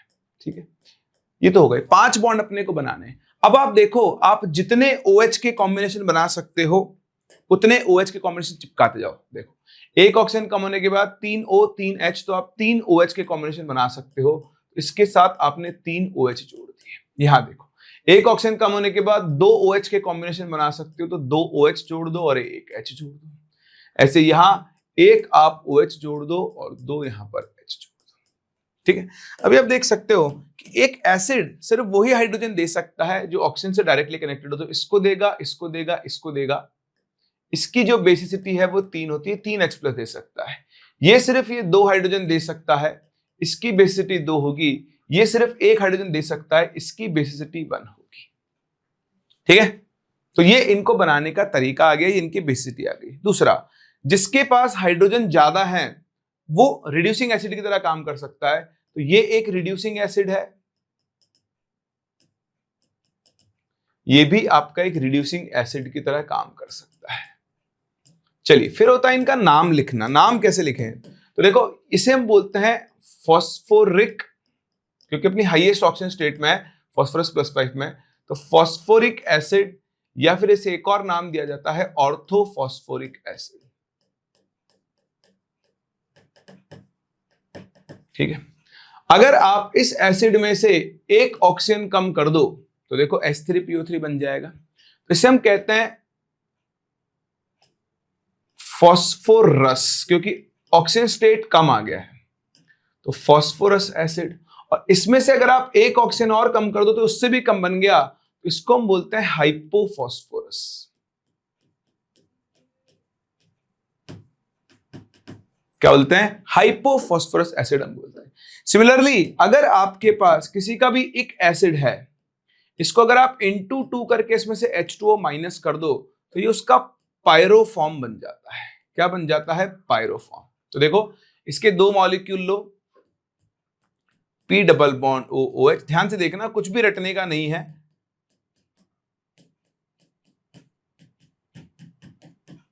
ऐसा, और इन दोनों में से H2O गायब कर दो। जैसे आपने H2O गायब किया, आपके पास क्या बन गया? P double bond O, P double bond O, OH, OH, इधर भी OH और OH। तो ये जो एसिड बना इसका फॉर्मूला लिख लो। देखो इसमें 4 हाइड्रोजन है, इसमें 2 फॉस्फोरस और 7 ऑक्सीजन, 1 2 3 4 5 6 7। इसको हम बोल देंगे पायरोफॉस्फोरिक एसिड।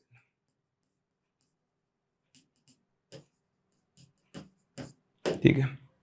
इस तरह अगर आप इसमें से एक H2O गायब कर दो इस मॉलिक्यूल में से तो बन जाएगा HPO3।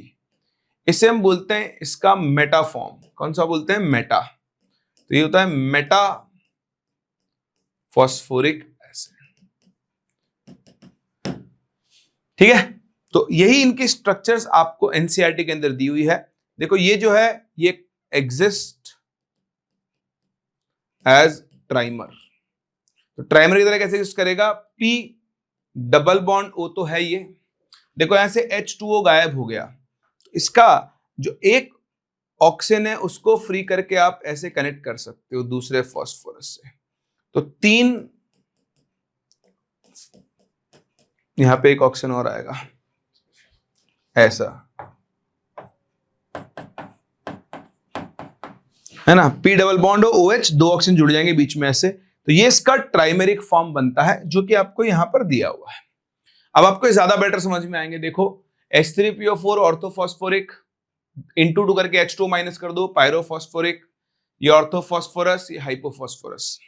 फॉस्फोरस या ऑर्थोफॉस्फोरस कुछ बोल सकते हो। ये cyclo try metaphosphoric acid, metaphosphoric acid है, ये पॉली मेटाफॉस्फोरिक एसिड है। वही HPO3 यूनिट आपस में ज्वाइन हो जाएंगे, तो लीनियर फॉर्म में पॉली फॉर्म है और ये इसके साइक्लिक ट्राइमेरिक फॉर्म है। बहुत ज्यादा इंपॉर्टेंट नहीं है बट आपको आइडिया होना चाहिए। पहले तो पूरा सिलेबस में था, अभी इनडायरेक्टली आपके सिलेबस में है। चलिए जी, फिर आते हैं पी ब्लॉक के ग्रुप 16, 17 और 18 पर। अभी इनके हाइड्रेट्स की बात करें, उससे पहले कुछ जनरल चीजें जो हम पहले भी देख चुके हैं। बॉइलिंग पॉइंट का ऑर्डर अगर आप देखोगे तो 100 डिग्री सेल्सियस, देखो आई थिंक इसमें मेल्टिंग पॉइंट का भी यहां नहीं दिया, आगे दिया, तो पहले इनको कवर अप कर लेते हैं। बॉइलिंग पॉइंट में अगर आप देखोगे वाटर के केस में तो क्या होती है? हाइड्रोजन बॉन्डिंग होती है। तो बॉइलिंग पॉइंट और मेल्टिंग पॉइंट, यहां कुछ भी चेंज नहीं होता है। वाटर का मेल्टिंग पॉइंट, बॉइलिंग पॉइंट सबसे ज्यादा होगा। फिर बाकी सल्फर, सेलेनियम, टेल्यूरियम, पोलोनियम, इनमें हाइड्रोजन बॉन्डिंग नहीं होती है। वेंडरवॉल फोर्स काम करेगा, तो डाउन द ग्रुप जाने पर मॉलिक्यूलर मास बढ़ रहा है, वेंडरवॉल फोर्स बढ़ेगा, तो फिर आपके पास आएगा H2T, H2SE, और H2S का मेल्टिंग पॉइंट और बॉइलिंग पॉइंट दोनों ही सबसे कम होगा। आइस फ्लोट करता है वाटर पे, क्योंकि आइस के अंदर हाइड्रोजन बॉन्डिंग होती है, गैप्स छूट जाते हैं जिनके अंदर एयर भर जाती है, इसलिए आइस की डेंसिटी वाटर से कम होती है। ये हम बॉन्डिंग में सीख चुके हैं। SO2 is angular, CO2 is linear, इसका हाइब्रिडेशन है sp, इसका है sp2। O forms O double bond O, S forms S8 ring. Reason same है कि यहां पर क्या हो रहा है? पाई बॉन्डिंग हो रही है। अगर आप S8 देखो तो S8 मॉलिक्यूल की कुछ ऐसी स्ट्रक्चर होती है, देखो मैं आपको दिखाऊं,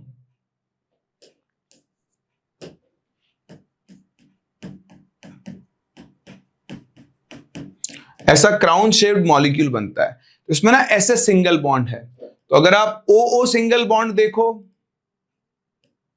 तो छोटा बॉन्ड है, और जब सिंगल बॉन्ड बनेगा तो इनके पास 2-2 लोन पेयर है। This is weaker then SS single bond, क्योंकि यहाँ पे बॉन्ड लेंथ रिलेटिवली ज्यादा है, इसलिए जैसे फॉस्फोरस P4 बना सकता था, N4 नहीं बनता, ऐसे ही S8 बनता है, लेकिन O8 फॉर्म नहीं हो सकता है।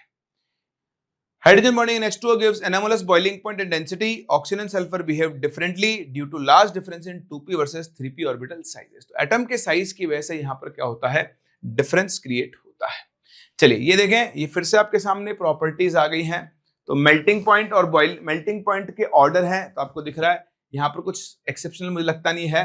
55, 30, 490, 725, 520। तो वही ऑक्सीजन से टेल्यूरियम तक बढ़ रहा है और पोलोनियम के केस में क्या हो रहा है, कम हो रहा है, वो रेडिएक्टिव होता है आपका, इसलिए सेम ऑर्डर बॉइलिंग पॉइंट पर भी है। इसके अलावा इनमें एटॉमिक साइज वगैरह में कुछ भी ऑर्डर याद रखने का नहीं है, लेकिन हाँ इलेक्ट्रॉन गेन एंथैल्पी एक ऑर्डर है जो हम लोग पहले भी सीख चुके हैं। यहाँ पर इलेक्ट्रॉन गेन एंथैल्पी में क्या होता है, sulphur, selenium, tellurium, polonium, oxygen क्या होता है अपने ग्रुप में सबसे कम नेगेटिव इलेक्ट्रॉन गेन एंथैल्पी रखता है। तो ये चीज हम लोगों को ध्यान रखनी है। फिर देखें वही हाइड्राइड्स जो आगे मैंने आपसे कहा था, H2O, H2S, H2SE, H2T। Polonium को जनरली इंक्लूड नहीं करते हैं क्योंकि वो रेडिएक्टिव होता है। इनके केस में यहां पर हाइड्रोजन बॉन्डिंग है, लेकिन बाकी सब में हाइड्रोजन बॉन्डिंग नहीं है। तो यहां पर वैन डर वाल्स फोर्सेस काम कर रहे हैं which are directly proportional to size और मॉलिक्यूलर मास। H2TE का वैन डर वाल्स फोर्स सबसे ज्यादा होगा। तो यहां पर मेल्टिंग पॉइंट, बॉइलिंग पॉइंट दोनों में ही H2O सबसे आगे होता है। फिर H2T, H2SE, H2S, H2T, H2SE, H2S। एक चीज, दूसरी चीज देखो, अब यहां पर बॉन्ड एंगल का सेम है, वाटर का बॉन्ड एंगल हाई से, बाकी सबके bond angle close to 90 degree होता है क्योंकि इनमें कोई हाइब्रिडेशन नहीं होता है। ठीक है, नो हाइब्रिडाइजेशन।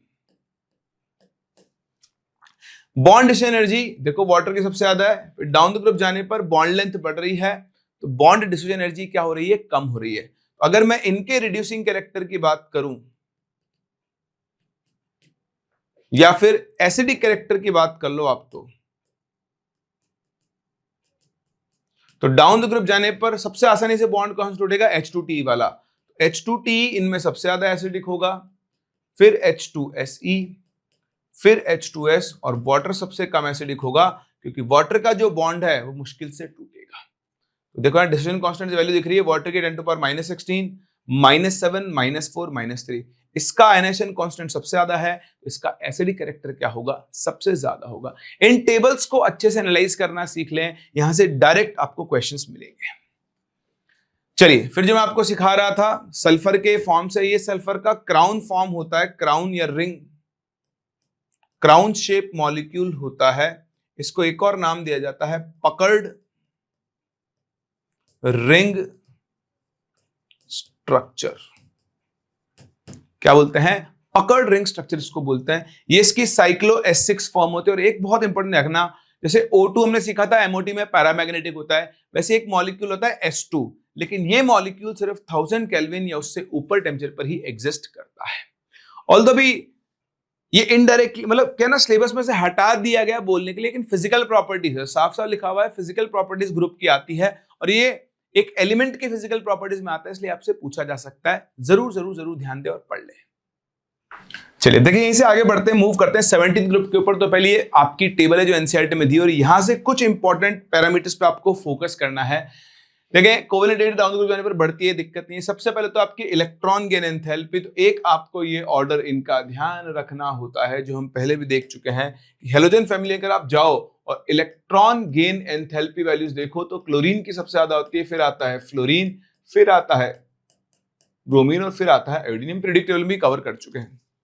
दूसरी जो सबसे इंपॉर्टेंट है वो है आपकी बॉन्ड डिसोसिएशन एंथैल्पी। क्या है, बॉन्ड डिसोसिएशन एंथैल्पी। अगर आप इसका ऑर्डर देखो तो देखो इनकी जो बॉन्ड एनर्जी का ऑर्डर है वो Cl2 की सबसे ज्यादा होती है, फिर Br2 की, फिर F2 और फिर I2।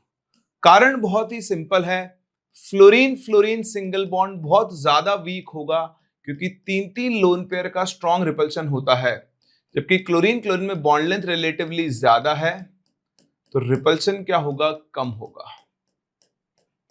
यहां लेसर रिपल्शन है और यहां पर जो है वो आपका हाई रिपल्शन है। बात समझ में आ रही है? तो इस चीज पर आप जरूर जरूर जरूर ध्यान दें।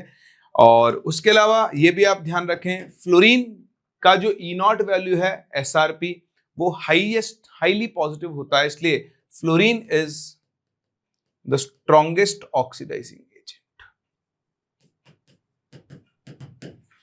ठीक है, तो इस टेबल से आपको मेजरली ये 3 चीजें ध्यान रखनी है।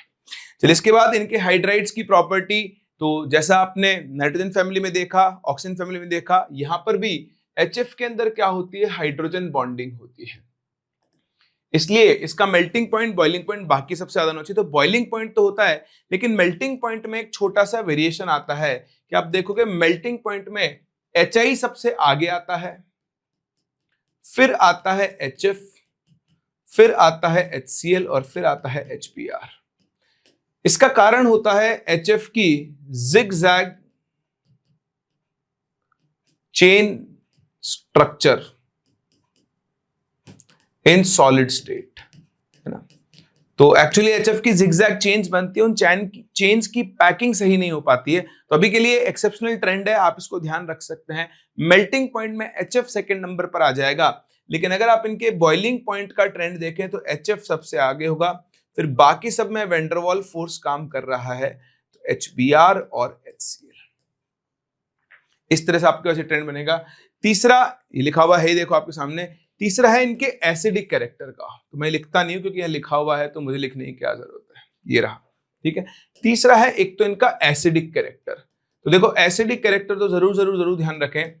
डाउन द ग्रुप जाने पर बॉन्ड लेंथ बढ़ रही है, HI बॉन्ड सबसे जल्दी से टूटेगा और सबसे पहले H+ रिलीज करेगा। तो डाउन द ग्रुप जाने पर इनका एसिडिक कैरेक्टर बढ़ता है, यानी इन सब में जो सबसे स्ट्रॉन्ग एसिड है वो है HI और HF क्या होता है, सबसे वीक। सिमिलरली आप इनका रिड्यूसिंग कैरेक्टर भी देख सकते हैं। जो एसिड जितना जल्दी हाइड्रोजन रिलीज करेगा उसका रिड्यूसिंग कैरेक्टर भी उतना ही ज्यादा होगा।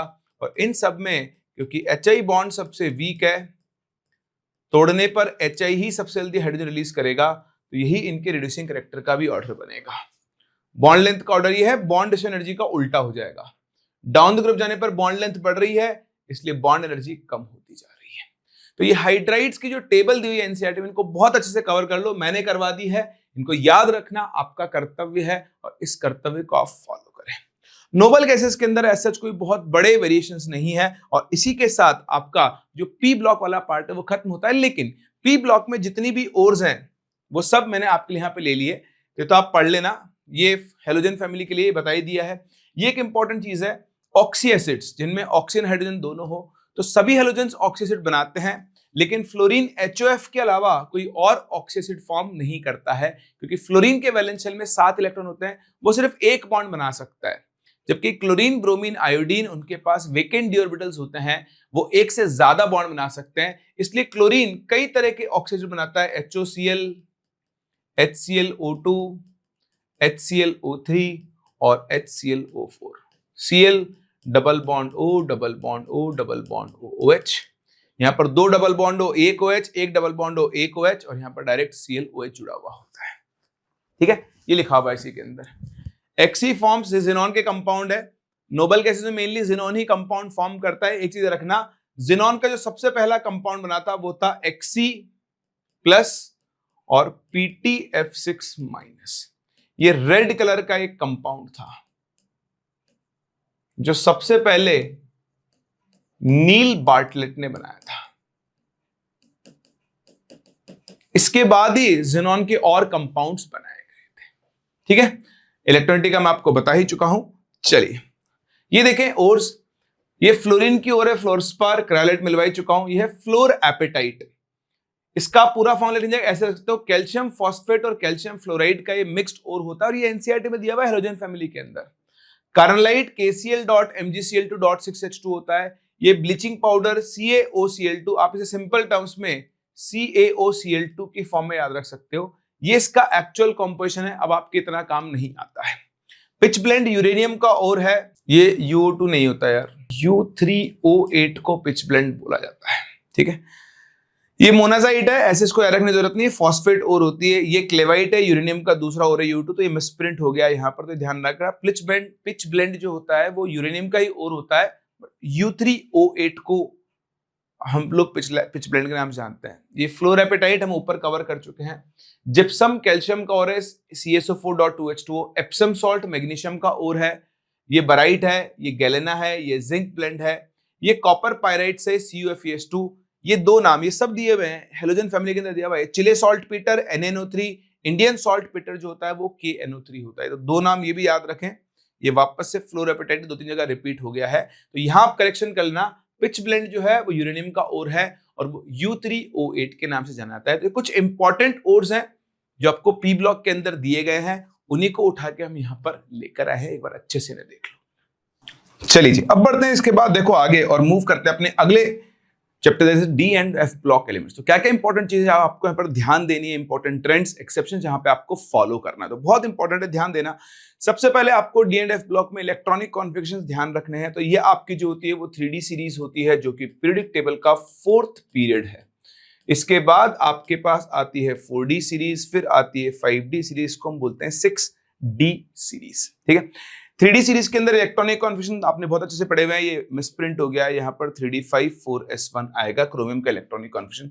4D सीरीज में अगर आप देखें तो इसको याद रखने के लिए आपको एक चीज याद रखनी पड़ेगी कि इस सीरीज के अंदर 3, 6 एंड 9 नहीं आता। मतलब आप इलेक्ट्रॉनिक कॉन्फ़िगरेशन भरोगे तो 4D1 5s2, 4D2 5s2 आना चाहिए था, 4D3 5s2, लेकिन 3 नहीं आता, तो 5s से एक इलेक्ट्रॉन को शिफ्ट कर दो तो 4D4 5s1, 5 5s1, 6 5s1, 7 5s1, 8 5s1। अब 9 आता सॉरी 6 नहीं आता है, तो 6 जगह 4D5 5s2 आएगा, फिर 7 5s1, अब 8 5s1, अब आता 4D9 5s1, पर 9 नहीं आता, तो 5s से एक और इलेक्ट्रॉन ट्रांसफर कर दो 4D10 5s0, ठीक है। सिमिलरली जब आप अगली सीरीज को देखोगे जो आपकी है ये, तो यहां पर ध्यान रखना 2 और 8 नहीं आता। इस सीरीज के अंदर क्या नहीं आता है, 2 एंड 8 नहीं आता। तो इस तरह से आप इनके कॉन्फ़िगरेशन याद रख सकते हैं, इनकी प्रैक्टिस जरूर कर लें। दूसरा जनरल कॉन्फ़िगरेशन इसको फॉलो करता है n-1d, n-1d में 1 से 10 इलेक्ट्रॉन आते हैं, और ये भी देखो मिसप्रिंट हो गया 3D8 हो गई, अच्छा नजर पड़ गई। n-1d 1 to 10 और ns क्या बनेगा 1 to 2। जनरल इलेक्ट्रॉनिक कॉन्फ़िगरेशन, और ये कॉन्फ़िगरेशंस आपको याद होने चाहिए। डी ब्लॉक में और कोऑर्डिनेशन कंपाउंड में आप कॉन्फ़िगरेशन के बिना मूव नहीं कर सकते हैं। ये जो पर्पल कलर के बॉक्स बने हुए हैं, एटलीस्ट इनके कॉन्फ़िगरेशन आपको याद होने चाहिए, ठीक है। चलिए आगे बढ़ते हैं अगले पॉइंट के ऊपर। ये आपके एनसीईआरटी के अंदर दिए हुए ग्राफ्स बोल सकते हो आप इनको, और ये बहुत इंपॉर्टेंट है। ध्यान से अगर आप देखें तो ये आपका melting point versus atomic number का ग्राफ है। तो आप देख सकते हैं क्रोमियम तक मेल्टिंग पॉइंट बढ़ा, फिर डिक्रीज हुआ, मॉलिब्डेनम तक बढ़ा, टंगस्टन तक बढ़ा। तो दो इंपॉर्टेंट चीजें आपको दिख रही है। सबसे पहले तो अगर मैं बात करूं टंगस्टन, इसका हाईएस्ट मेल्टिंग पॉइंट है। दूसरा मेल्टिंग पॉइंट का जो जनरल ट्रेंड है, तो आप देख सकते हो किसका ग्राफ सबसे ऊपर है, 5D सीरीज वाला ग्राफ सबसे ऊपर है, फिर 4D है और फिर 3D है। लेकिन यहीं पर लास्ट में अगर आप देखोगे तो ये देखो यहां पे घपला हो गया है। तो जो घपला हुआ है ये होता है कॉइनेज मेटल्स के लिए, कॉइनेज मेटल्स जिनसे कॉइन बनते हैं, कॉपर सिल्वर गोल्ड। और यहां आपको दिख रहा है कि कॉपर का मेल्टिंग पॉइंट सबसे ज्यादा है, सेकंड नंबर पर है AU, और लास्ट में कौन है, सिल्वर। यानी 3D सीरीज, 5D सीरीज और 4D सीरीज। तो ट्रेंड जो है ब्रेक हो रहा है, इसी को आप एक्सेप्शन बोलते हैं। तो ये आप ध्यान रखें, बहुत बहुत बहुत इंपॉर्टेंट है। ऐसे देखिए आप यहां पर आएंगे, ये एंथैल्पी ऑफ एटमाइजेशन है और ये एटॉमिक नंबर है। यहां पर भी आप जनरल ट्रेंड देखेंगे एंथैल्पी ऑफ एटमाइजेशन का, ऐसे लिख रहा हूं एंथैल्पी ऑफ एटमाइजेशन। तो 5D सीरीज वाले के एंथैल्पी ऑफ एटमाइजेशन ज्यादा है, फिर कौन सा है 4D, और फिर कौन सा है 3D। लेकिन अगर आप यहां पर भी एंड में आकर देखें तो घपला हो रहा है, 3D सीरीज वाला ऊपर आ रहा है, फिर आपका आ रहा है 4D, और फिर क्या होगा 5D। अगेन वही आपके कॉइनेज मेटल्स के लिए। तो ग्राफ की फॉर्म में दिया हुआ, आज तक पूछा नहीं है एंथैल्पी ऑटोमेशन का, मेल्टिंग पॉइंट का नीट में नहीं पूछा गया है, जेई में पूछा गया है। तो ध्यान रखना एंथैल्पी ऑटोमेशन और मेल्टिंग पॉइंट दोनों के वेरिएशन डिफरेंट है बाकी से। In general 5D 4D 3D होता है, लेकिन यहां आप आकर देख रहे हैं तो मिक्सअप हो रहा है, और 3D 4D और 5D हो रहा है, ठीक है। इतना इंपॉर्टेंट ये नहीं है, लेकिन ये बहुत इंपॉर्टेंट है, इस पे जरूर ध्यान देना। चलिए आगे बढ़ते हैं। ये देखें, ये आपके पास एटॉमिक रेडियस की टेबल है, इसमें कुछ भी याद करने का नहीं है, आपने सीखा हुआ है पहले से। पर आप ये देख सकते हो कि 3D सीरीज का साइज छोटा है, डाउन द ग्रुप मूव करते हो तो साइज बढ़ता है, 4D 5D। तो आप ये बोलोगे कि 3D सीरीज साइज में छोटी होगी, लेकिन 4D और 5D में साइज अप्रोक्सीमेटली क्या रहता है, सेम। लेकिन ये सब होता है आफ्टर ग्रुप 3, मतलब स्कैंडियम, यट्रियम और लेंथेनम। ये जो स्कैंडियम, यट्रियम, लेंथेनम है ना, group 3, this follows normal trend. ये अपना नॉर्मल ट्रेंड फॉलो करता है। नॉर्मल ट्रेंड क्या है? डाउन द ग्रुप जाने पर साइज क्या होता है? बढ़ता है। क्यों होता है ऐसा? क्योंकि लेंथेनॉइड्स इसके बाद आते हैं। तो यहां तो देखो डाउन द ग्रुप जाने पर साइज में गैप है, लेकिन बाद में गैप क्या होता जा रहा है? कम होता जा रहा है। साइज ऑलमोस्ट क्या होती जा रही है? सेम। तो ध्यान रखना कि डी ब्लॉक में डाउन द ग्रुप जाने पर 3D से 4D साइज बढ़ती है, 4D से 5D ऑलमोस्ट सेम रहती है, लेकिन ग्रुप 3 के बाद। ठीक है, चलिए और आगे चलते हैं। ये टेबल जो है भैया डी ब्लॉक, इसको बहुत अच्छे से सीख लेना, इससे ही आपके बहुत सारे टाइप ऑफ क्वेश्चंस आपको मिलेंगे। पहला जो इंपॉर्टेंट चीज आपको यहां पर देखने को मिल रहा है वो है एंथैल्पी ऑफ एटमाइजेशन। कोई पूछे हाईएस्ट एंथैल्पी ऑफ एटमाइजेशन, क्या पूछेगा कोई आपसे कि बताओ हाईएस्ट एंथैल्पी ऑफ एटमाइजेशन किसकी होती है? तो वो आपको दिख रहा है वेनेडियम की होती है। तो पहला इंपॉर्टेंट पॉइंट जो मैं यहां से एक्सट्रैक्ट कर सकता हूं, हाईएस्ट एंथैल्पी ऑफ एटमाइजेशन किसके लिए है? वेनेडियम के लिए। आपको ऐसा लगेगा क्रोमियम के लिए। क्रोमियम का हाईएस्ट मेल्टिंग पॉइंट होता है 3D सीरीज में, है ना, क्योंकि उसके पास अनपेड इलेक्ट्रॉन ज्यादा होते हैं। लेकिन एंथैल्पी ऑफ एटमाइजेशन हाईएस्ट किसकी है? वेनेडियम की। चलिए आयनस एनर्जी को अगर आप देखें तो मैंगनीज की आयनस एनर्जी ज्यादा है इससे, लेकिन आयरन की उससे ज्यादा। पूछ चुका है। एक्चुअली आपको ऐसा लगेगा कि मैंगनीज का इलेक्ट्रॉनिक कॉन्फ़िगरेशन है 3d5 4s2, आयरन का है 3d6 4s2। बताओ किसकी आयनस एनर्जी ज्यादा होगी? है ना, फंस गए सर, मैंगनीज की ज्यादा होगी। आप पागल हो, मैंगनीज में भी इलेक्ट्रॉन 4s से निकल रहा है, आयरन में भी 4s से निकल रहा है। 3d5 का तो कोई रोल ही नहीं है, इल्ल है। समझ रहे हो मेरी बात को? 3d5 का रोल कब आएगा? जब आप 3D से इलेक्ट्रॉन निकालने बैठोगे। तो यहां Z इफेक्टिव का फैक्टर आएगा, इसलिए आप देखो मैंगनीज की आयनस एनर्जी आयरन से कम है। ठीक है, तो लेफ्ट राइट चलने पर आयनस एनर्जी बढ़ रही है, इन जनरल ट्रेंड है, बट कई जगह पर ट्रेंड ब्रेक भी हो रहा है। तो ये ध्यान रखना, मैंगनीज की आयनस एनर्जी क्रोमियम आयरन दोनों से ज्यादा नहीं होगी। आप बोल दो सर 3d5 है तो क्रोमियम और आयरन दोनों से ज्यादा होनी चाहिए, नहीं होगी भाई।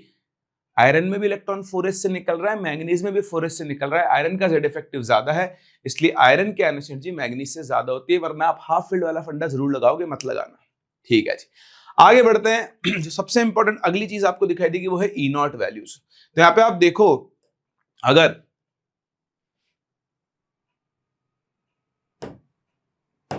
इस वाली टेबल को, तो यहां पे आपको देखने को मिलेगा कि सभी का E0 M2 plus M negative है। सिर्फ कॉपर का E0 Cu2 plus changes to Cu is equal to plus 0.34 positive only for Cu, which suggests that, ये सजेस्ट कर रहा है कि कॉपर +2 से कॉपर में जाना चाहता है, लेकिन कॉपर ऑक्सीडाइज होकर, copper will not oxidise to Cu2+। इसका कॉन्सिक्वेंस क्या होता है कि copper does not release hydrogen with mineral acids.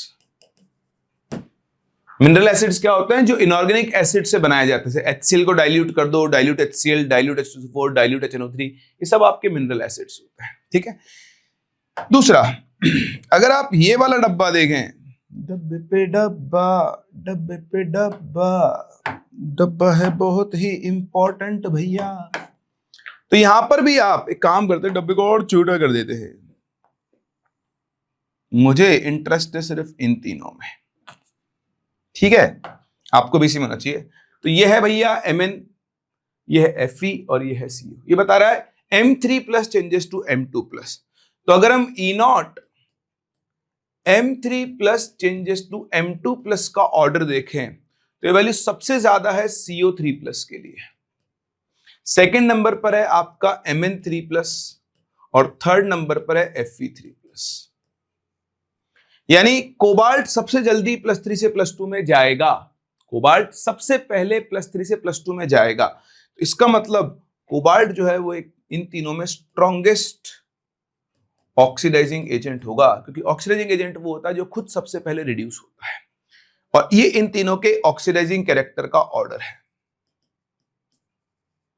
ये जेई में पूछ चुका है मेन के अंदर, नीट में नहीं पूछा है, ध्यान रखना, बहुत बहुत बहुत इंपॉर्टेंट है, ठीक है। और तीसरा, या डेंसिटी को मत भूलना, ये नीट में पूछा जा चुका है, समय हो गया है, दोबारा पूछा जा सकता है। आप याद रखना, density increases till copper and then decreases for zinc, एक चीज। और डेंसिटी ऑफ क्रोमियम जो है वो डेंसिटी ऑफ जिंक से कम होती है। देखो 7.1 डेंसिटी ऑफ क्रोमियम है, सॉरी वेनेडियम बोल रहा हूं, हाँ वो भी तो कम होगी ना, हाँ वेनेडियम, सॉरी क्रोमियम नहीं, डेंसिटी ऑफ वेनेडियम। ऐसे याद लो, डेंसिटी ऑफ क्रोमियम जिंक से ज्यादा होती है उसके बाद। तो क्रोमियम से लेकर कॉपर तक सभी की डेंसिटी जिंक से ज्यादा है। ये ऑर्डर एक बार पूछा जा चुका है, इसको रटना नहीं है, ये समझना है सिर्फ आपको। लेफ्ट राइट चले पर डेंसिटी बढ़ रही है, कॉपर तक बढ़ती है और जिंक पे कम हो जाती है, और जिंक की डेंसिटी क्रोमियम से कम होती है, ठीक है, या वेनेडियम से ज्यादा होती है, जैसा आप करना चाहो वो आपकी इच्छा है। तो यहां से ये टेबल है, ये सारे एक्सट्रैक्शंस हैं, इन पे जरूर जरूर जरूर ध्यान दें। चलिए इसके बाद जो मैंने आपको बताया था वही है, देखो ये एंथैल्पी ऑफ एटमाइजेशन को दिखा रहा है, और सबसे ज्यादा किसकी होती है, वेनेडियम की 515 पूरी 3D सीरीज के अंदर। चलिए ये ऑक्सीडेशन स्टेट्स हैं, ये एनसीईआरटी के टेबल है। ये जो बोल्ड में लिखे हुए हैं जिन पे मैं गोले बना रहा हूं, वो इन एलिमेंट्स की स्टेबल स्टेट्स हैं।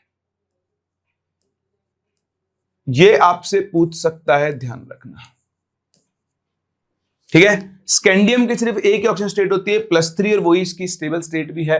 टाइटेनियम +2 +3 +4 तीनों शो करता है, पर स्टेबल कौन सी है, +4। वेरेडियम की स्टेबल है +5, क्रोमियम की +3 +6 है, एमएन की +2 +7 कॉमन स्टेट्स है। रेंज ये पूरी शो करता है। और ये वेरिएबल ऑक्सीजन स्टेट क्यों शो करते हैं, क्योंकि इनके लिए N-1D और NS, इन दोनों में क्या होता है, लो एनर्जी गैप होता है, इसलिए इलेक्ट्रॉन NS और N-1D दोनों से काम में आ सकते हैं। ये पढ़ें, ये एक पैराग्राफ मैंने आपके लिए उठाया है। The variability of oxygen states, a characteristic of transition elements, arises out of incomplete filling of d orbitals. ये आपसे स्टेटमेंट फॉर्म में पूछा सकता है, एनसीईआरटी से उठा के कह रहा है कि d ब्लॉक वाले वेरिएबल ऑक्सीजन स्टेट क्यों शो करते हैं, क्योंकि इनके इनकम्प्लीटली फिल्ड d ऑर्बिटल्स है, D3 D4 D5 D6 D7, ये लिखा हुआ है। In such a way that their oxygen states differ from each other by unity। देखो +2 से +3 एक का डिफरेंस, एक का डिफरेंस, एक का डिफरेंस, एक का डिफरेंस, जबकि p ब्लॉक वालों में हमने देखा था 2-2 यूनिट का डिफरेंस होता है। फास्फोरस +3 +2, क्लोरीन +7 +5 +3 +1, ऐसे लिखा हुआ भी देखो आगे, e.g. second, third, fourth, fifth।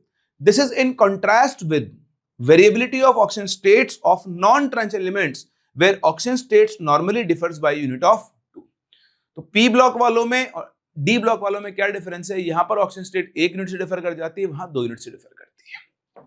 चलिए आगे बढ़ते हैं। ये देखें, ये बहुत समय हो गया इसको पूछे हुए, पता नहीं क्यों अंतरात्मा से आवाज आ रही है कि इस साल ये आपसे पूछ सकता है। कॉपर के 2 रिएक्शंस है, बहुत इंपॉर्टेंट है। Cu+2 4I- gives Cu2I2। ये कहना चाह रहा है, देखो पढ़ना, the same applies to C6। on the other hand all copper second halides are known except the copper iodide। मतलब कभी ये कहना चाह रहा है कि CuF2 CuCl2 CuBr2 exist but Cui2 is unstable। और जब भी कभी कहीं Cui2 बना तो भैया ये टूटता है into Cu plus Cu2I2, ठीक है। तो आपके पास Cu नहीं बनता, सॉरी, ये टूटता है फॉर्मिंग Cu2I2 plus I2। इस तरह की इसकी ओवरऑल रिएक्शन होती है।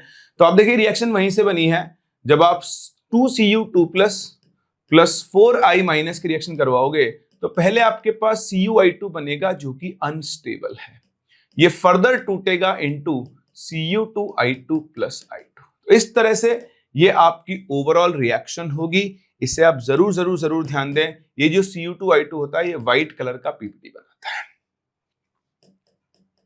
और साथ में आयोडीन गैस रिलीज होती है। वेरी इंपॉर्टेंट रिएक्शन, आपके सामने डी ब्लॉक एनसीईआरटी में लिखा हुआ है। फिर दूसरी एक और इंपॉर्टेंट रिएक्शन जो इसी के साथ में लिखी हुई है, आपको यहां पर दिख रही है, कॉपर +1 एक्वस सोल्यूशन में अनस्टेबल होता है। ध्यान रखना सिर्फ एक्वस सोल्यूशन में, है ना। और ये डिस्प्रोपोर्शनेट होता है forming Cu solid plus Cu2 plus aqueous. देखो इसका कॉन्फ़िगरेशन है D10 और इसका कॉन्फ़िगरेशन है D9। तो स्टेबिलिटी के हिसाब से कॉपर +1 को +2 में नहीं जाना चाहिए, लेकिन वो हंसते हंसते जाता है due to its high hydration energy. तो वही लाइन यहां लिखी हुई है, stability of Cu2 plus aqua rather than Cu2 plus aqua ज्यादा स्टेबल है। क्यों? क्योंकि इसकी पानी के अंदर हाइड्रेशन एनर्जी क्या होती है, ज्यादा होती है, जो यहां से इलेक्ट्रॉन को निकालकर इसमें कन्वर्ट करने के लिए कंपनसेट कर देती है। समझ गए? तो बहुत इंपॉर्टेंट है। तीसरा ये पैराग्राफ मैंने आप लोगों के लिए उठाया, इसका कारण क्या है? इसका कारण है V2O5। क्या है? V2O5। देखो पहले तो पढ़ो, Mn2O7 gives HMnO4। इस HMnO4 को हम बोलते हैं परमैंगनिक एसिड, क्योंकि ये परमैंगनेट बनता है इससे, तो इसका नाम है परमैंगनिक एसिड, मैंगनिक एसिड। ऐसे अगर आप H2CrO4 बनाओ, इसको हम बोलते हैं chromic acid.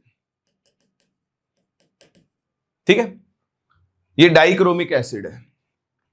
V2O5 is however amphoteric दो मेनली एसिडिक। ये जो लाइन है ना, ये अपने आप में ही बहुत इंपॉर्टेंट एंड खतरनाक है। ठीक है, इसका मतलब क्या है कि V2O5 मेनली तो एसिडिक है। मतलब आप V2O5 से पूछो बता एसिड से रिएक्ट करेगा या बेस से, तो बोलेगा मैं तो बेस से रिएक्ट करूंगा क्योंकि मैं एसिड हूं और एसिड को बेस पसंद है। लेकिन आप बोलोगे बेस तो है ही नहीं, तो V2O5 बोलेगा कोई बात नहीं, मैं एसिड से भी रिएक्ट कर लूंगा, जरूरत के हिसाब से नेचर बदल लेगा। सो इट इज एम्फोटेरिक दो मेनली एसिडिक है, लेकिन अगर बेस नहीं मिला तो एम्फोटेरिक की तरह भी काम कर लेगा। तो हम V2O5 को एम्फोटेरिक ही लेकर चलते हैं, पहली बात। दूसरा ये समझे, V2O5 डिसॉल्व्स, देखो ये रहा, V2O5 react with alkalis as well as acids। तो जब आप V2O5 की रिएक्शन किसी भी बेस से करवाओगे तो आपको VO4 3- टाइप का सॉल्ट मिलेगा। जैसे NaOH से करवाया Na3VO4 मिल जाएगा। अगर आपने V2O5 की रिएक्शन किसी एसिड से करवाई, आपको VO, ये यहां पर थोड़ा मिस्टेक है, तो VO2 प्लस सॉल्ट मिलेगा। वो ऊपर लिखा हुआ भी है, ये रहा, है ना। तो इसको आप करेक्शन कर लेना, ये एनसीईआरटी में करेक्शन है। VO4 प्लस नहीं आएगा, VO4 प्लस में तो वेनेडियम का ऑक्सीजन स्टेट +9 पहुंच जाएगा। तो ऊपर लिखा है it gives VO4 3- as well as VO2 plus salt. तो ये एनसीईआरटी में करेक्शन है, इसका आप लोग ध्यान रखना। ठीक है, चलिए बढ़िया। तो बस ये है। इसके बाद आपको डी ब्लॉक की कुछ इंपॉर्टेंट कंपाउंड्स हैं, तो पूरा फ्लो चार्ट मैंने आपके लिए बना दिया है। K2Cr2 को बनाने का तरीका, एक ये इक्विलिब्रियम होता है, हम क्रोमेट डाइक्रोमेट इक्विलिब्रियम कहते हैं। बेसिक मीडियम में ऑरेंज कलर का डाइक्रोमेट येलो कलर के क्रोमेट में कन्वर्ट होता है। इसे आप बॉय ट्रिक से याद रख सकते हो, बेसिक ऑरेंज टू येलो। ठीक है, बेसिक मीडियम में ऑरेंज किस में कन्वर्ट होता है? येलो के अंदर। एसिडिक मीडियम में येलो जो है ऑरेंज में कन्वर्ट हो जाएगा। बनाने का तरीका क्या है? K2Cr2 को, ये होती है क्रोमाइट और FeCr2O4, इसको NaOH के साथ मिक्स करते हैं, Na2CrO4 बनता है, फिर उसको एसिडिफाई करते हैं, उससे Na2Cr2 बनता है। ठीक है, यहां से बना K2Cr2। अब इस K2Cr2 की अलग अलग रिएक्शंस हैं जो आपको डी ब्लॉक में दी हुई है। इस चार्ट को लेकर आप एनसीईआरटी पढ़ लेना, या मैंने नोट्स में भी सिखाया हुआ है आपको। इसको हीट करोगे आपको K2CrO4 plus Cr2O3 plus O2 मिलेगा। ये ग्रीन सॉलिड होता है, ये येलो सॉलिड होता है। इसकी रिएक्शन आप NaCl प्लस H2SO4 या कोई भी ऐसा सोल्यूशन जिसमें Cl- आयंस हो, तो ये Cl- आयंस का कंफर्मेटरी टेस्ट होता है। सॉल्ट एनालिसिस में आप पढ़ते हो क्रोमाइल क्लोराइड टेस्ट। कौन सा टेस्ट? Chromyl chloride test. तो वो यहां पर हमने करवा दिया है। H2O2 प्लस कंसंट्रेटेड H2SO4 है, यहां से ब्लू बटरफ्लाई बनती है CrO5। तो ब्लू कलर इसीलिए दिया हुआ है इसको कि आपको दिखे कि अपनी ब्लू बटरफ्लाई है, और इसकी स्ट्रक्चर इंपॉर्टेंट है। देखने पर लगता है क्रोमियम +10 स्टेट में होगा, लेकिन क्रोमियम यहां पर +6 स्टेट में होता है। ये K2Cr2 की ऑक्सीडाइजिंग कैरेक्टर को दिखा रहा है। K2Cr2 एसिडिक मीडियम में खुद कन्वर्ट होता है Cr+3 में, जिसके जनरली ग्रीन कंपाउंड बनते हैं, ग्रीन कलरेशन आता है इसका जो कंपाउंड बनेगा उसका। इसमें बहुत इंपॉर्टेंट चीज है, क्रोमियम +3 के कंपाउंड ग्रीन होते हैं, लेकिन अगर आप इसका वाटर के साथ कॉम्प्लेक्स देख लो तो वो पर्पल होता है। उसके अलावा जैसे मान लो आपके पास क्रोमियम सल्फेट बना, तो वो ग्रीन है। क्रोमियम ऑक्साइड बना, वो भी कैसा होता है? ग्रीन होता है। लेकिन क्रोमियम का वाटर के साथ 6 कोऑर्डिनेशन नंबर का जो कॉम्प्लेक्स है वो कैसा होता है? पर्पल। तो बेसिकली ये कहते हैं कि कलर चेंज शो करता है डाइक्रोमेट एसिडिक मीडियम में, जब वो Fe+2 को Fe3+ में ऑक्सीडाइज कर देगा, I- को I2 में, ऑक्जेलेट को CO2 में, H2S को सल्फर में। 4 रिएक्शन तो आपको याद रखनी है। बाकी NO2- में देखो नाइट्रोजन +3 में है तो उसको +5 में कन्वर्ट कर देगा। समझ पा रहे हैं इस चीज को? तो सेम यही रिएक्शंस कौन शो करता है? KMnO4 भी शो करता है। तो जरूर ध्यान रखें। सेम ऐसे ही KMnO4 का है, इसको बनाते हैं पायरोलुसाइट ओर से, बाकी रिएक्शन सेम है। पहले K2MnO4 बनेगा, पोटेशियम मैंगनेट, जिसकी स्ट्रक्चर ये रही, ये ग्रीन कलर का होता है। एसिडिफाई करने पर ये कन्वर्ट होता है इनटू पर्पल कलर का परमैंगनेट। दोनों टेट्राहेड्रल आयंस हैं, ठीक है। अब इसको हीट करोगे, जैसे उसको हीट करने पर K2CrO4 + Cr2O3 + O2 मिल रहा था, यहाँ K2MnO4 + MnO2 + O2 मिलेगा। यहां देखो एसिडिक मीडियम में ये खुद कन्वर्ट होता है +2 में। इसकी सबसे इंपॉर्टेंट रिएक्शन है। न्यूट्रल और स्लाइटली अल्कलाइन मीडियम में ये MnO2 में कन्वर्ट होता है, और बेसिक मीडियम के अंदर ये MnO4 2- में कन्वर्ट होता है। समझ में आ रहा है?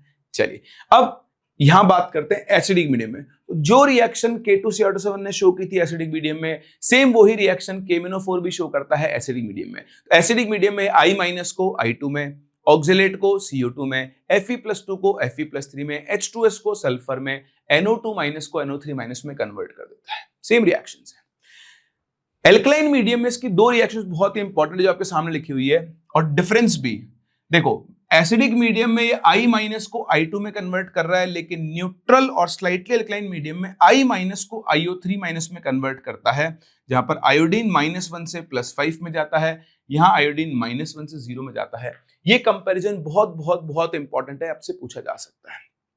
यह थायोसल्फेट एसिडिक मीडियम में थायोसल्फेट से रिएक्ट नहीं करेगा, लेकिन न्यूट्रल और स्लाइट अल्कलाइन मीडियम में थायोसल्फेट को सल्फेट में ऑक्सीडाइज कर देता है, ठीक है। इसी के साथ साथ MnO4 2- न्यूट्रल मीडियम में डिस्प्रपोर्शनेट होगा, +6 से +7 और +4 के अंदर, ठीक है। एल्कलाइन मीडियम में खुद कन्वर्ट होता है MnO4 2- में।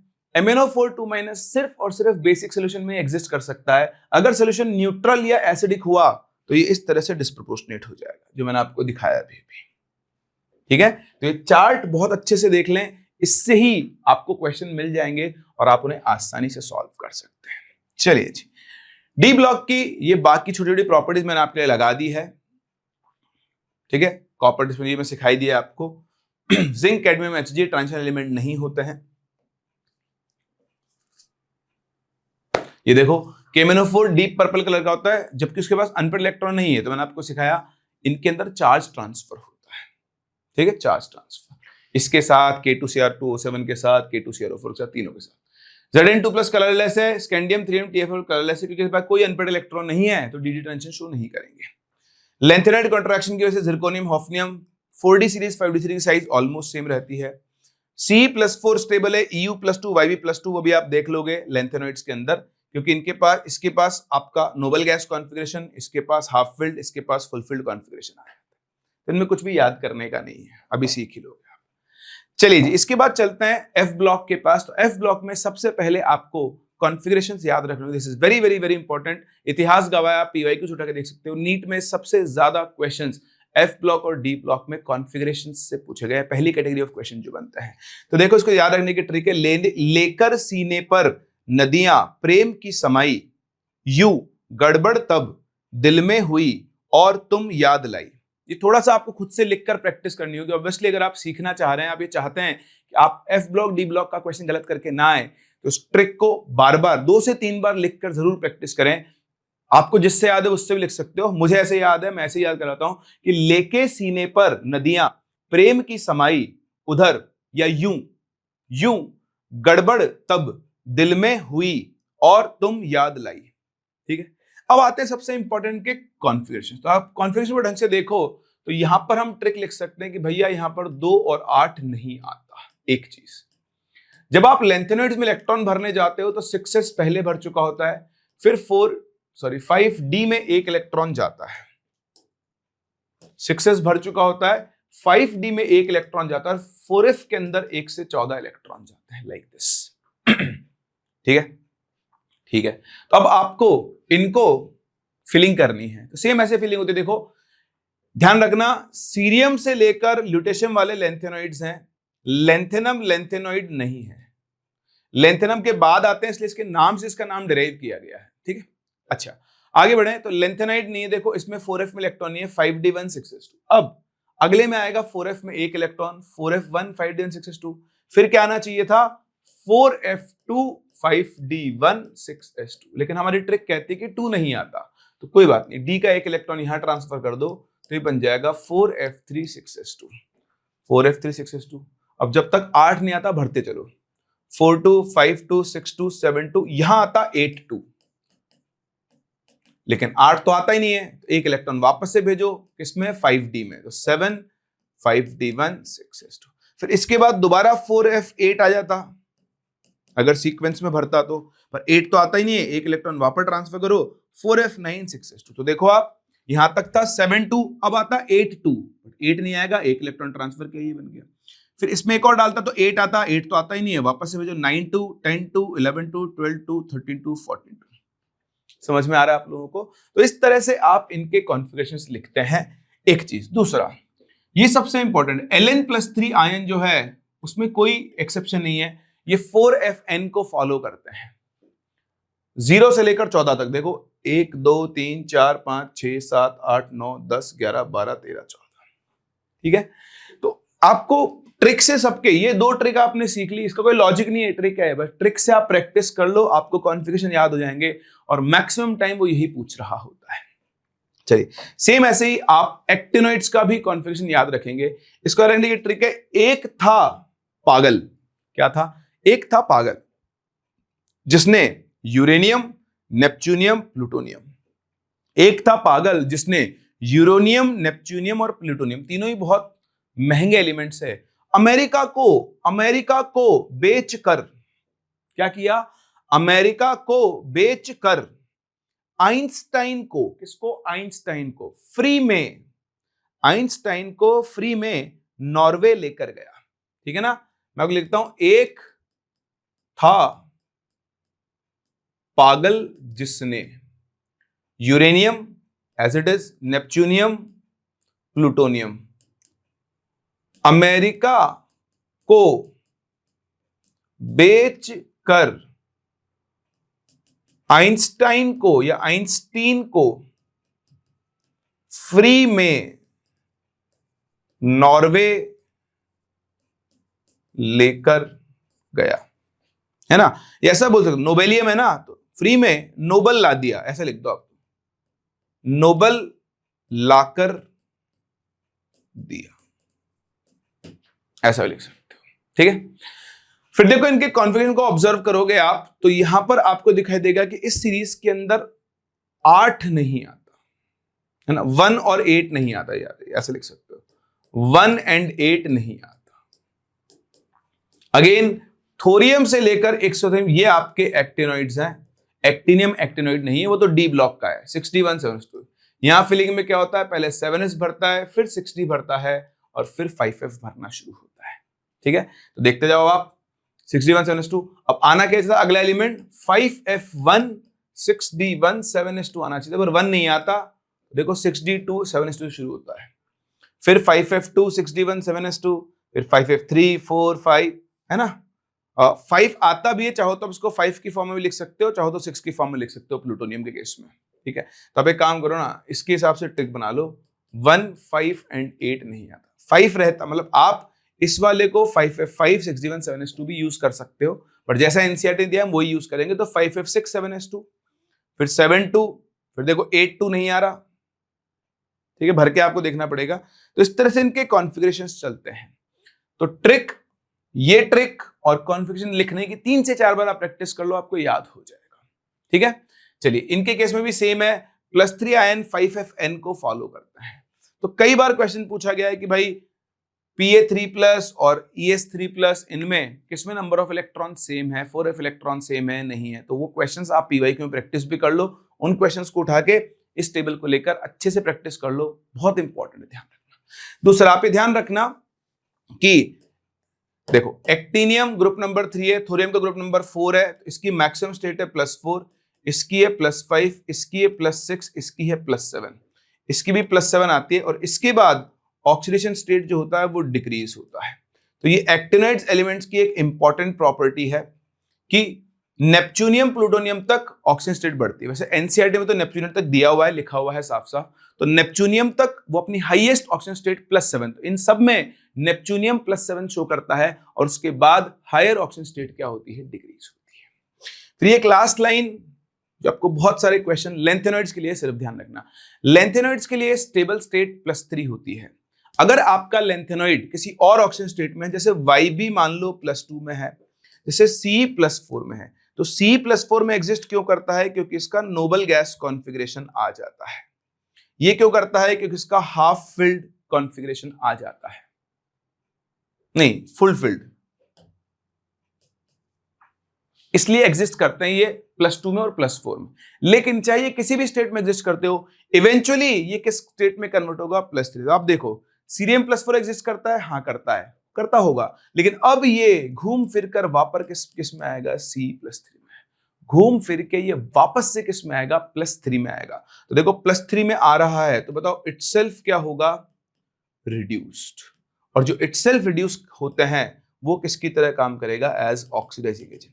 तो आपको ये रटना नहीं है कि C+4 ऑक्सीडाइजिंग एजेंट होता है ना, C+4 में है ना, लेंथेनॉइड है, हाँ घूम फिर के +3 में आएगा। YB +2 में है, तो ये किस में जाएगा, घूम फिर के YB +3 में। बताओ इटसेल्फ क्या हो रहा है, ऑक्सीडाइज्ड, और जो इटसेल्फ ऑक्सीडाइज होता है वो बताओ किसकी तरह काम करेगा, रिड्यूसिंग एजेंट। समझ में आ रहा है? तो ये एक लाइन से आप बहुत सारे टाइप ऑफ क्वेश्चंस को सॉल्व कर सकते हो, और यहीं पे आपका D and F block cover होता है और खत्म होता है। अच्छे से देख लो। चलिए इसके बाद देखो बढ़ते हैं और आगे और मूव करते हैं अपने अगले चैप्टर्स का नाम है कोऑर्डिनेशन कंपाउंड्स पर। ठीक है, तो इसमें किन किन चीजों पे आपको ध्यान देना है। सबसे पहले आपको एक टेबल पे फोकस करना है जो आपको ऑक्सीडेशन स्टेट से कोऑर्डिनेशन नंबर निकालना, और कोऑर्डिनेशन नंबर से आप मॉलिक्यूल जो आपका कंपाउंड है उसकी शेप की बात कर सकते हो। कोऑर्डिनेशन नंबर 2 होगा तो लीनियर स्ट्रक्चर बनेगी, 4 होगा तो टेट्राहेड्रल sp3 या dsp2 स्क्वायर प्लेनर बन सकता है, 6 होगा तो हमेशा ऑक्टाहेड्रल बनेगा जिसमें कोऑर्डिनेशन नंबर 6 है और शेप बताई दी है। हाइब्रिडेशन D2sp3 और sp3d2 दोनों हो सकता है। ठीक है, तो इंपॉर्टेंट चीज क्या है यहां से एक्सट्रैक्ट करने के लिए कि +3 ions of 3D series fix है, इनका कोऑर्डिनेशन नंबर हमेशा कितना होगा, 6 होगा।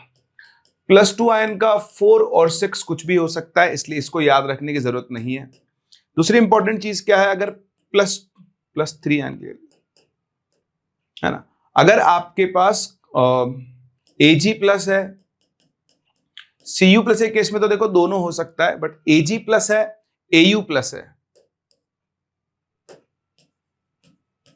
इनका कोऑर्डिनेशन नंबर हमेशा 2 होगा और इनका आपका लीनियर कॉम्प्लेक्स बनेगा। तीसरी इंपॉर्टेंट चीज क्या है, Pt+2 Pd+2 रट लो। कोऑर्डिनेशन नंबर 4 होगा +2 स्टेट में हमेशा और स्क्वायर प्लेनर कॉम्प्लेक्स बनेगा, और रिवर्स भी ट्रू है। अगर कोऑर्डिनेशन नंबर 4 है स्क्वायर प्लेनर कॉम्प्लेक्स बनेगा, Pt Pd+2 में होंगे। Pt+4 और Pd+4 कोऑर्डिनेशन नंबर 6 हमेशा ऑक्टाहेड्रल कॉम्प्लेक्स बनेगा। तो ये चीज आप जरूर जरूर जरूर ध्यान रखें। अगर आपके पास क्रोमियम +3 का कॉम्प्लेक्स है तो पक्का है कि उसका कोऑर्डिनेशन नंबर कितना होगा, 6 होगा। तो 3D सीरीज के +3 आयंस का कोऑर्डिनेशन हमेशा 6 होता है। Pt+2 Pd+2 कोऑर्डिनेशन नंबर 4 होगा, स्क्वायर प्लेनर कॉम्प्लेक्स बनाएगा, और +4 वाले कोऑर्डिनेशन नंबर 6 रखेंगे। दूसरी इंपॉर्टेंट चीज क्या है देखें आपके लिए, DMG, ये एक लिगेंड है, डाइमिथाइल ग्लाइऑक्सिमेटो, ये इसका स्ट्रक्चर है। डाइमिथाइल ये ग्लाइऑक्सिम होता है, C डबल बॉन्ड NO-NO-। यहां पर आपको देखने पर लगेगा कि ऑक्सीजन डोनर पर ध्यान रखना, यहां पर नाइट्रोजन इज डोनर एटम। और इसकी खास बात क्या है, DMG निकल के साथ एक रोजी रेड PPT बनाता है, Na+2 की टेस्टिंग के लिए काम में आता है। ये NiDMG2 का एक रोजी रेड PPT बनाता है। आप देख सकते हैं कि ये आपका Na2+ है, यहाँ nitrogen donor nitrogen donor nitrogen nitrogen, ऊपर से O- इसके OH के साथ हाइड्रोजन बॉन्डिंग शो करता है यहां पर भी। तो ये आपका पूरा PPT फॉर्म होता है, PPT के कलर की वजह से और डाइमिथाइल ग्लाइऑक्सिमेटो लिगेंड की वजह से आपको इसे याद रखना होता है। चलिए उसके अलावा आगे बढ़ते हैं। देखें स्प्लिटिंग आपको ध्यान रखनी है, 2 तरह के आपके पास कॉम्प्लेक्स होते हैं जिनमें स्प्लिटिंग आती है। एक होता है ऑक्टाहेड्रल कॉम्प्लेक्स और दूसरा जो आपका होगा वो होगा टेट्राहेड्रल कॉम्प्लेक्स। तो अगर इन दोनों के अंदर ये आप देखें तो ऑक्टाहेड्रल कॉम्प्लेक्स जहां पर कोऑर्डिनेशन नंबर 6 होता है स्प्लिटिंग में, ये जो ऑर्बिटल नीचे आते हैं उन्हें T2G बोलते हैं, जो ऊपर जाते हैं वो EG होते हैं। ये बेसिकली आपके एक्सियल ऑर्बिटल्स हैं और ये आपके नॉन एक्सियल ऑर्बिटल्स हैं। अगर आप इनके भी नाम लिखना चाहो तो ये हो जाएगा dxy, ये हो जाएगा dyz, ये हो जाएगा dzx, ऑर्डर फिक्स नहीं है। ये हो जाएगा dx² माइनस y² और ये हो जाएगा dz²। वहीं अगर आप टेट्राहेड्रल कॉम्प्लेक्स में चले जाते हो तो उल्टा हो जाता है, इनको हम बोलते हैं E और इनको हम बोलते हैं T2। ध्यान दें यहां पर हम G वर्ड यूज नहीं करते हैं, very very very important. G symmetry को डिनोट करता है जो सिर्फ ऑक्टाहेड्रल कॉम्प्लेक्स में होती है, तो T2G और EG ऑक्टाहेड्रल कॉम्प्लेक्स में बोलेंगे लेकिन टेट्राहेड्रल में नहीं बोलेंगे, पहली बात। दूसरी बात, यहां पर ये जो गैप क्रिएट हुआ, यहां पर ये जो इन ऑर्बिटल्स के बीच में पूरा गैप क्रिएट हुआ, इसको हम बोलते हैं डेल्टा O। डेल्टा O क्या कहलाती है? Crystal field splitting energy in octahedral field. सही है। यहां पर ये जो गैप क्रिएट होगा दोनों ऑर्बिटल्स के बीच में, इसको हम बोलेंगे डेल्टा T। डेल्टा T और O दोनों की वैल्यू अलग अलग होती है और ये ध्यान रखें डेल्टा T जो होता है वो 4/9 टाइम्स ऑफ डेल्टा O होता है। एक और आपके पास कॉम्प्लेक्स बनता है स्क्वायर प्लेनर कॉम्प्लेक्स, उसका वो ऑर्डर तो यहां लिख रहा हूं बट एक ध्यान रखना, स्क्वायर प्लेनर कॉम्प्लेक्स में स्प्लिटिंग एनर्जी सबसे ज्यादा होती है, फिर ऑक्टाहेड्रल में और फिर टेट्राहेड्रल में। अगर आप लिखना चाहें तो डेल्टा स्क्वायर प्लेनर जो होती है वो 4/3 टाइम्स ऑफ डेल्टा O होती है, अगर बाई चांस आपके काम में जाए। बट ये बहुत बहुत बहुत इंपॉर्टेंट है, ऑक्टाहेड्रल फील्ड की स्प्लिटिंग एनर्जी टेट्राहेड्रल से ज्यादा होती है और ये इनके बीच में रिलेशन होता है। तीसरी इंपॉर्टेंट चीज, ये जो होता है ये 0 लेवल होता है, इसको हम लोग बैरी सेंटर के नाम से भी जानते हैं, मतलब मीन लेवल को दिखाता है। तो आप देखें ये ऑर्बिटल है ना, अब डेल्टा नॉट है, ऊपर 2 गए नीचे 3 गए तो उल्टा चलता है, ये 3 नीचे गए ना तो ये उनके एनर्जी के करस्पॉन्डिंग +3/5 डेल्टा नॉट ऊपर या +0.6 डेल्टा नॉट ऊपर चला जाएगा, उल्टा चलेगा। ये कितना नीचे आ जाएगा भैया, ये जो है ना ये यहां से यहां तक 2 यानी -2/5 डेल्टा नॉट नीचे आ जाएगा, जैसे आप -0.4 डेल्टा नॉट लिख सकते हो। सेम चीज यहां पर भी होगी, सब कुछ उल्टा चलेगा। 3 ऊपर है ना तो ये कितना नीचे आ जाएगा, हाँ -3/5 delta T, that is -0.6 delta T नीचे आ जाएगा और वो कितना ऊपर चला जाएगा मेरे दोस्त, यस 2 नीचे गए ना तो उनको बैलेंस करने के लिए 2/5 delta T, that is +0.4 delta T ऊपर चला जाएगा। ये आपको ध्यान रखना है। फिर इनके अंदर इलेक्ट्रॉन्स की फिलिंग है वो आपने सीखी हुई है, बट ये ऑर्डर्स आपको ध्यान रखने होंगे, तो ये भी बहुत इंपॉर्टेंट है कोऑर्डिनेशन कंपाउंड्स के अंदर। चलिए उसके अलावा कुछ चीजें आपको यहां पर ये बहुत इंपॉर्टेंट चीज है कि कीलेटिंग लिगेंड और नॉन कीलेटिंग लिगेंड होगा तो कीलेटिंग लिगेंड कॉम्प्लेक्स को ज्यादा स्टेबल बनाता है, स्टेबिलिटी के ऊपर। लेकिन अगर आपके पास साइनाइड प्रेजेंट है तो साइनाइड क्या शो करता है, बैक बॉन्डिंग, और बैक बॉन्डिंग शो करने वाले कॉम्प्लेक्स रिलेटिवली क्या होते हैं, ज्यादा स्टेबल, और कीलेटिंग लिगेंड से भी ज्यादा स्टेबिलिटी उसकी होगी। तो 2 केस मैंने आपको बना के यहां दिखाए हैं, एक कीलेटिंग लिगेंड और नॉर्मल लिगेंड। तो कीलेटिंग लिगेंड ज्यादा स्टेबल होगा, एक कीलेटिंग लिगेंड, नॉर्मल लिगेंड और बैक बॉन्डिंग वाला लिगेंड साइनाइड। तो बैक बॉन्डिंग के केस में स्टेबिलिटी क्या होती है, सबसे ज्यादा होती है। इस पर जरूर जरूर जरूर ध्यान दें वरना आप गलती कर सकते हैं।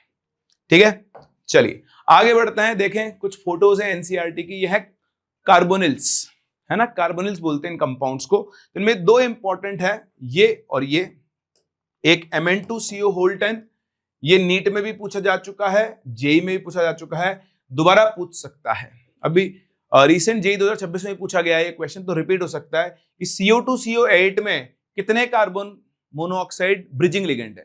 तो देखो ये वाला कार्बन और ये वाला CO, ये दोनों ब्रिजिंग ग्रुप हैं। ठीक है, यहां पर एक भी ब्रिज नहीं है, यहां मेटल मेटल में बॉन्ड है, यहां मेटल मेटल में बॉन्ड है और ब्रिज बॉन्ड भी है। 3 CO टर्मिनल है, यहां 5 CO टर्मिनल है, 5 इधर 5 इधर, 10 इधर, 3 इधर 3 इधर 6। तो ये स्ट्रक्चर इनकी याद रखने की जरूरत नहीं है, लेकिन इन दोनों की ये ब्रिजिंग वाली स्ट्रक्चर जरूर जरूर जरूर याद रखें। चलिए आगे बढ़ते हैं और देखो एनसीईआरटी की फोटो, ये 2 फोटोज मैंने आपके लिए ली है, थोड़ा बड़ा कर देता हूं फोटो को। ऑप्टिकल आइसोमेरिज्म में कई स्टूडेंट्स को दिक्कत आती है, तो देखो ये एनसीईआरटी में दिया हुआ है। अभी मैं आपको पूरा डिटेल में तो नहीं पढ़ा सकता, लेकिन जितना बता सकता हूं बस आप वो याद रख लो, आपका काम हो जाएगा। सबसे पहला ये होता है MA3B3 टाइप के कॉम्प्लेक्स। इनके 2 आइसोमर बनते हैं फैकमर, ठीक है। तो इसमें क्या होता है, ये देखो यहां पर ये ऑक्टेडल के फेस के अलॉन्ग है तो इसको फेशियल आइसोमर या फैक आइसोमर बोलते हैं, और ये इस प्लेन के अंदर आ रहे हैं, सेम ग्रुप प्लेन में आ रहे हैं तो उसको हम बोलते हैं मेरिडियोनल आइसोमर। तो ये मर आइसोमर है, ये फैक आइसोमर। आई होप आप लोगों को क्लियरली दिख रहा होगा, ठीक है जी।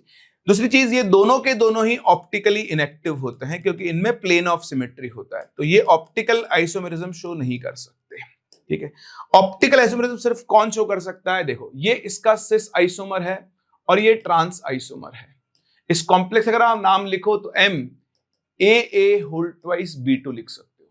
यहां पर AA एक बाइडेंटेड लिगेंड है, तो दो तो बाइडेंटेड लिगेंड हो गए और 2 नॉर्मल लिगेंड है, तो जब दोनों सेम साइड तो सिस, दोनों सेम साइड अपोजिट साइड तो ट्रांस। तो देखो ट्रांस के अंदर तो आपको प्लेन ऑफ सिमेट्री मिलेगा, तो जो ट्रांस वाला है वो तो क्या होता है, ऑप्टिकली इनएक्टिव। लेकिन ये जो सिस वाला है इसमें आपको कहीं सिमेट्री नहीं मिलेगी, तो ये आपका ऑप्टिकली एक्टिव होता है और प्लस आपको इसकी मिरर इमेज भी मिलेगी। तो आपके पास 2 बाइडेंटेड लिगेंड हो और 2 नॉर्मल लिगेंड हो तो सिस वाला ऑप्टिकली एक्टिव होगा, ट्रांस वाला नहीं होगा। लेकिन this is the lottery, most asked होता है, अगर आपके पास तीनों ही लिगेंड्स बाइडेंटेड हो इस तरह के, तो ध्यान रखना ये ज्योमेट्रिकल आइसोमेरिज्म शो नहीं करता, इसमें सिस ट्रांस नहीं होता, बट ऑप्टिकल आइसोमेरिज्म शो करता है। तो ऐसा क्वेश्चन कई बार आपके सामने आएगा कि बताओ इनमें से कौन ऑप्टिकली एक्टिव है, तो सबसे पहले ये ऑप्शन ढूंढ लेना, ऐसा ये वाला या फिर आयरन वाला, वो कुछ भी हो सकता है, लेकिन जिसमें तीनों लिगेंड बाइडेंटेड हो, आंख बंद करके आप उसे ऑप्टिकली एक्टिव करके आ सकते हैं। जरूर जरूर जरूर ध्यान रखें, ठीक है। इतना सा पेज रट लें, इससे आपके कई क्वेश्चन सॉल्व हो जाएंगे। चलिए जी, उसके बाद देखें कुछ चीजें मैंने आपके लिए तैयार की है कोऑर्डिनेशन कंपाउंड में। लास्ट है कोऑर्डिनेशन कंपाउंड डी ब्लॉक का मिक्स और मोस्ट आस्क्ड है, इधर प्रोसेस इधर कैटलिस्ट। कॉन्टैक्ट प्रोसेस से हम H2SO4 बनाते हैं, क्या बनाते हैं, H2SO4। कॉन्टैक्ट प्रोसेस से हम H2SO4 बनाते हैं। पहले आप इसे P ब्लॉक में डिटेल में पढ़ते थे, लेकिन उससे हटा दिया है, लेकिन फिर भी डी ब्लॉक और कोऑर्डिनेशन कंपाउंड में इनका नाम दिया हुआ है। तो H2SO4 बनाते हैं। ऑस्ट्रल प्रोसेस से हम HNO3 बनाते हैं, इससे हम वेजिटेबल घी यानी डालडा बनाते हैं। तो यहां पर V2O5 कैटलिस्ट होता है, यहां पर प्लेटिनम रोडियम कैटलिस्ट होता है, यहां पर निकल या रेने निकल आप कैटलिस्ट की तरह यूज करते हो। वेकर्स प्रोसेस जरूर ध्यान रखें, इथीन से एसिटाल्डिहाइड बनाने के काम में आता है, और यहाँ PDCl2 is called Wacker's catalyst. Haber's process में आयरन मोलिब्डेनम आपके कैटलिस्ट होते हैं। जिगलर नाटा जो पॉलीथीन बनाने के काम में आता है, TiCl4 plus try ethyl aluminium, important है, ध्यान रखना, ऑर्गेनिक में भी आप पढ़ते हो। और एक ये विल्किंसंस कैटलिस्ट, ये भी आप ऑर्गेनिक के अंदर पढ़ते हो, हाइड्रोजनेशन ऑफ एल्कीन्स के अंदर काम में आता है। ये रोडियम ट्राइफिनाइल फॉस्फीन PPH3 का होल थ्रेस, एक 3 रह गया है Cl, ये PPH3 लिगेंड है, ट्राइफिनाइल फॉस्फीन, ऐसे 3 लिगेंड काम में आते हैं, साथ में Cl होता है, इसे हम लोग विल्किंसंस कैटलिस्ट के नाम से जानते हैं। तो बस इतनी चीजों के आप ऊपर फोकस कर लें, ये आपके सारे इंपॉर्टेंट एक्सेप्शंस और ट्रेंड्स थे इनऑर्गेनिक केमिस्ट्री के। और आप देखेंगे जब आप नीट का पेपर दे रहे होंगे तब आपको दिखाई देगा कि भाई साहब डायरेक्ट क्वेश्चन आए हैं, डायरेक्ट, और हम एग्जाम के बाद आपको दिखाएंगे भी, देखो इनमें से क्या क्या पूछा गया। तो आई होप आप लोगों को बड़ा मजा आया होगा। ऐसे ही अभी आपके लिए एक और मैं वीडियो लेकर आने वाला हूं, जहां पर मैं आपको हर तरह के ग्राफ्स और एनसीईआरटी की टेबल से मिलवाने वाला हूं। क्या आप चाहेंगे ऐसा वीडियो? कमेंट सेक्शन में जरूर बताएं। हम लोग मिलते हैं अपने अगले लेक्चर में, तब तक के लिए टेक केयर।